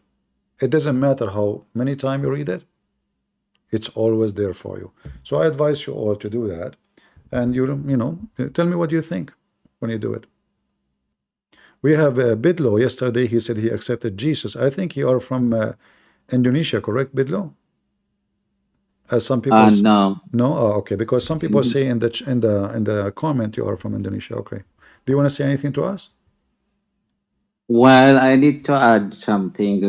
The topic here talking about the Iqra. If you see Surah Ar-Rahman, all right, the three verses. How do they explain about it? Which verses? Like Rahman, and Surah Ar-Rahman. I'm sorry. Yeah, what verses you want? Surah Ar-Rahman. Yeah, but what verse? What verse in Surah Ar-Rahman? This is chapter 55. But what verses you want? The first three verses. Okay. What do they say about it? Like Muhammad is not reading anything, and the angel asked him to read. He said, "I don't know how to read," but on that verse, Allah he learned or he teach how to read before he create a human being. That's what my understanding. I'm sorry. Yeah, actually, you are right. The story doesn't make sense. But here there's a bigger problem. CP, before you start, I want to leave now. Thanks for your. All right. Actually, I'm almost done too. I need to go soon. But Bildo always he come at the end. Look like it. He knew where I'm leaving too. Anyway, I will answer him and we will leave too. I'm looking for the truth and thank you. Okay, thank you, brother. God bless you. So you see the word Ar-Rahman never exists in the Quran. So this is a new word Muhammad he learned from a guy. His name is Rahmanul Yamama. He sent him a letter He says, in the name of Ar-Rahman. Muhammad, he like it, so he answered him back. And then this is why the Arab, they says, oh, Muhammad, now he have a new God. His name is Ar-Rahman. And then Muhammad, he come with an answer in the Quran saying that I call him Rahman or other name, all names belong to Allah. No. That's what I know. I am not mean. You know, Allama al-Quran. No, I know what you mean. I'm going back. Just wait. You know. Oh, so okay. yeah, I'm going back, but just to show you where the word Rahman is coming from. So Muhammad almost he have delivered 50 chapter of the Quran, yet he never mentioned the word Rahman. Never. Suddenly the word Rahman appear. So the Arab said, where Rahman is coming from? He is worshiping a new God. He added a new name to Allah. So if Muhammad was sent by Allah, how come he never mentioned, Allah never mentioned to him this name? He mentioned it only when he learned from this guy, his name is Rahman al-Yamama, who he claimed to be a prophet too. So when they questioned him about being a thief, he said, you know what? So what? If I call him Rahman or I call him Allah, doesn't matter. All best names belong to Allah. Now we go back to your question. Here the story is stupid. Why? Because Allah, when it says Ar-Rahman, he taught the Quran. He taught the Quran to whom? If it's to Muhammad, that's stupid, because according to Muslims it was Jibreel who came with the Quran. If they say Allah taught the Quran to Jibreel, that's stupid, because according to Muslims the Quran is in the tablet, and the angel he go to the tablet. He did not learn anything. He just read from there and he come back to Muhammad.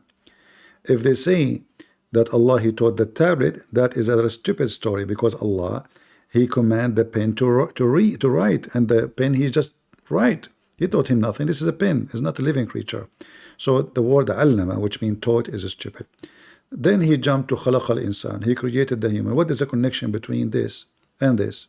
And then he says he taught him a clear expression. The God of Islam claiming that he is the one who created the Arabic language. That is a stupid story. Was Muhammad clear in his expression? No. Was the Quran even clear? No. So what this is this is false. Oh. If the Quran is clear, then we do not need any interpretation. And then suddenly he jumped, and the sun and the moon by calculation. What does have to do with this? Nothing. What about the stars and the, Muhammad is trying to make, you notice, all the word end with the letter A-N. Rahman, Quran, Insan, Al-Bayan. So he is choosing just word. It make no sense. It's just to make a rap. Husban. And by the way, I can do that by adding an to any Arabic word. You can add it to anything. Anything. So it's just a stupid chapter, have no meaning. It doesn't mean anything. Like Allah created the sky, and then he says, don't transgress with the balance. What does have to do with this? What this verse have to do with this verse? And what this verse? And then he jumped to the earth. And then in the earth there's a fruit and palm dates. What is that? And what is this? So, and then if you type this sentence here, you will see how many times Muhammad repeat the same sentence. Look at this, because he didn't know what to say. The same exact sentence. Am I heard, guys? Did I lose my? You hear me, guys, in Discord? Okay, let's see. But first, teach. All right. Am I heard now? Yeah. Well, right. Yes, yeah. Okay, because people in Discord, they lost my voice. So yes, here in the Arabic language, when somebody have nothing to say, he start repeating. Actually, if you do that and when you make poetry, people will laugh at you, because you should not repeat a sentence twice. The same sentence, word by word. This is a big weakness in Arabic. So Muhammad obviously have nothing to say. Look at this. What is this? Look at this verse. O people of a human being and jinn, can you penetrate beyond the heaven and the earth? Try. If you do, I will shoot you. You cannot do that without my authorization. And then we have the American, the communist, everybody is going now out of the space. But Allah, He make it clear, nobody can do that. So the chapter you are reading is very stupid, make no sense. For Allah taught nothing, Allah create nothing. Same time, there's no connection, and there's no way God will make such a funny, silly rap. Like, and the grain in the blade, the frequent plants. Okay, what is this? And the fruit and the date and palm culture. What is this? And the earth and the creatures. Okay, and then he go to the scale. What does have to do with this? No connection. It is a person trying to put things together. Is trying to copy the Arab. The Arab, they are very strong in the language. There is something called al-mu'allaqat. Al-mu'allaqat is one of the most powerful poetry ever written in the history of the Arab. That is a poetry. That is a poetry, not this stupid Quran. They say to you the Quran is a miracle. Go and check al-mu'allaqat al-saba, which means the 7. They called it mu'allaqat because it is the thing they hanged on the Kaaba. So the most powerful Arab who wrote poetry, they are Christians. And they are the one who wrote the mu'allaqat. And nobody can write like it. And they never repeat one sentence twice. Even though each poetry is like thousands of lines. Imagine you write a book, all of it is poetry. And when we say poetry, it's not like this, English silly poetry. You cannot compare. You cannot really even compare. It is so powerful language. They wrote those, and the Arab themselves, they are astonished about their ability. So, one is written by Imru al-Qais, which Muhammad, he stole from it a lot of verses. He added to the Quran. Turfa ibn al-Abd, al-Harith ibn Hilza, Zuhair ibn Abi Sulma, etc. Umar ibn Kalthum, all of those. Antara ibn Shaddad. Antara is a Christian person. And he is the hero of the Arab in the history. He is a son of a slave.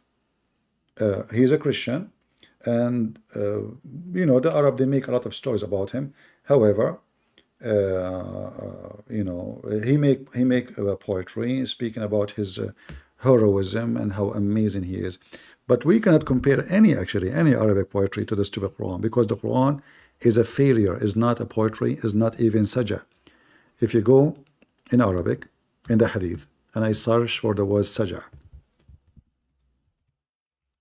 Muhammad was amazed by the act of sajah. Sajah is making, like somebody speak to you, but you don't answer normally. You answer by rap. But this is a very nice, not like the Quran. So Muhammad, he heard those.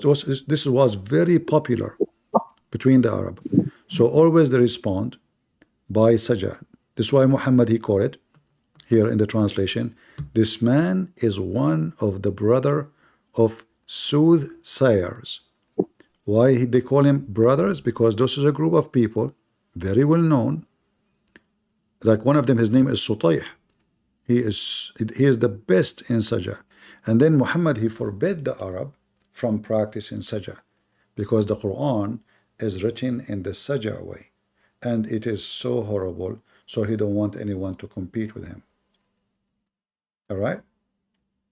Okay. Yeah. And there is I don't know if we can find about Sutayh. Let us see if I can find about Sutayh, which is maybe not here. Let us see. Sutayh.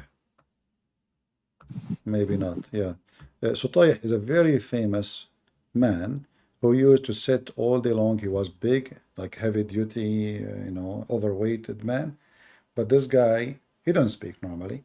You talk to him anything, he give you the answer as rap, but it is very strong language, not like the stupid Quran. So Muhammad, obviously, he was under the influence of the Sajjah, and that's why the Quran is written in such a way, but it is in a very broken language. And Muhammad, obviously, he witnessed them, he saw them, he heard them, he tried to learn from them, and we find all those hadiths speaking about that. You know, as you see here, those are the savior, the one who speak in a certain language. In fact, Muhammad, when he could not make eloquent language, he claimed that the one who make eloquent language is shaitan only. How we can prove that? If you go in the Quran, you will see it says Zukhruful Kalam. Zukhruful Kalam, an eloquent language. So the one who make eloquent language, which means powerful, very strong, is shaitan, not a human, not God. Is shaitan. Zukhruful Kalam. So Muhammad here, he admit, he's accusing them that those are, the shaitan is inspiring them. Actually, the Arab, they claim that the one who is so good in poetry, he have the Satan of poet with him. Because they could not explain how good he is in poetry. Shaitan al-Shar. So Muhammad, he wanted to prove that they are not really powerful. Those are the shaitan with them. So he said that the one who come to you with eloquent language is only those who they are sponsored by shaitan. So Muhammad now, he stripped himself from the claim of eloquent language because he don't have it. He don't have the skills. He don't have the knowledge. And now shaitan is the one who use eloquent language to deceive people. All right? Yeah. Yeah. You see, here it says, inspiring one another with adorned speech. So who is the one who make adorned speech? Amazing speech? Shaitan. This is not a human. God don't do that. So Muhammad, he could not do the same as they do. It is shaitan he do that. All right? Yeah. All right, my friend. We have a cross. I will give you, my friend, 2 minutes to say what you want to say to me because I have to go soon. Go ahead, the cross. One. Sorry, guys. Hi, can you hear me? Don't put anyone more in the stage because I'm leaving soon. Go ahead, the cross. Hi, can you hear me? I hear you. Go ahead. I have something to say. Go ahead. Mohammed Hijab is a liar.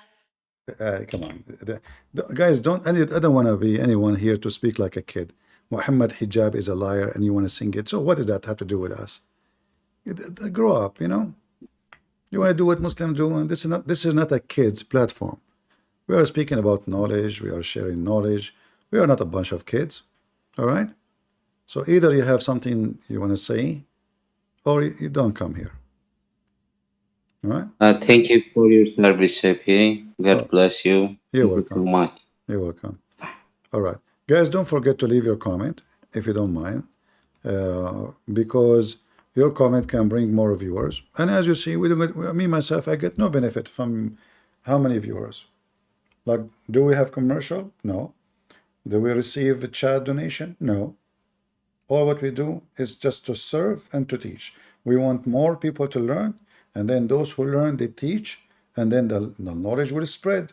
And then God is willing, tomorrow we will have people who knows more than Christian Prince, smarter, more knowledgeable, have a better ability to teach, you know. So we are here to serve. So let us share together, you know, make a comment, share the link. We need more people to see. Like the guy who came here, he converted to Islam at the age of 16 years. He's a victim of whom? He's a victim of a community who did not help him. If his parents knew, if their parents told him, if his neighbor, if his friend, they told him this is a stupid cult, he will never convert. So you never know. Your kids go to school, they meet with Muslims, they lie to them, they fool them. You might be the coming victim even though you might think, oh, this will never happen to me. Your wife, she go to work, somebody fooled her. They knew how to hunt the naive ones. So the Bible speaks clearly saying that the enemy is the ignorance. My people have been destroyed because of their ignorance, not because they knew. This is what can destroy you. Always your enemy is your ignorance, is not your knowledge. If we knew, we will not be destroyed. So share the knowledge. It's given to you for free, so share it for free. And before I go, I saw today somebody making a video, copying my videos, and in there, maybe I can find his channel, he said 50% of the donation to this channel will go to Christian Prince. Just to let you know, anyone who says such a thing, he is doing a scam. I did not. I don't know who's this guy, and they can say whatever they want, but I go live, I go off, I don't know them. So don't make people fool you using my name to collect donation. And I'm asking you even to make donation for me. But those people who make such a statement, obviously they are doing a scam. So be careful. Don't let people fool you. If he wanna collect donation in his name, no problem. But if somebody wanna use my name, he's scamming you. 50% to Christian Prince? What does that mean? So be careful, just to warn you, because I don't want people to use my name to fool you and to scam you. As you see, we go live, we go off, we don't even say a word about donation. So be careful, don't be a dummy, it might be even a Muslim, who knows, we don't know. A Muslim making money from my videos, you never know. So be careful and don't let people fool you, just as a warning. All right, thank you all for being here. May the Lord bless you and keep you safe. And until we see you tomorrow, I hope, because we will have the Muslim versus Shia debate, as we told the Shia. So join us. It's going to be exciting.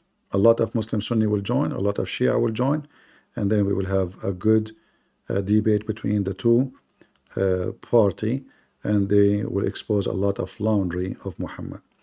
God is good, so is Jesus. Amen to that. And see you tomorrow. Bye-bye.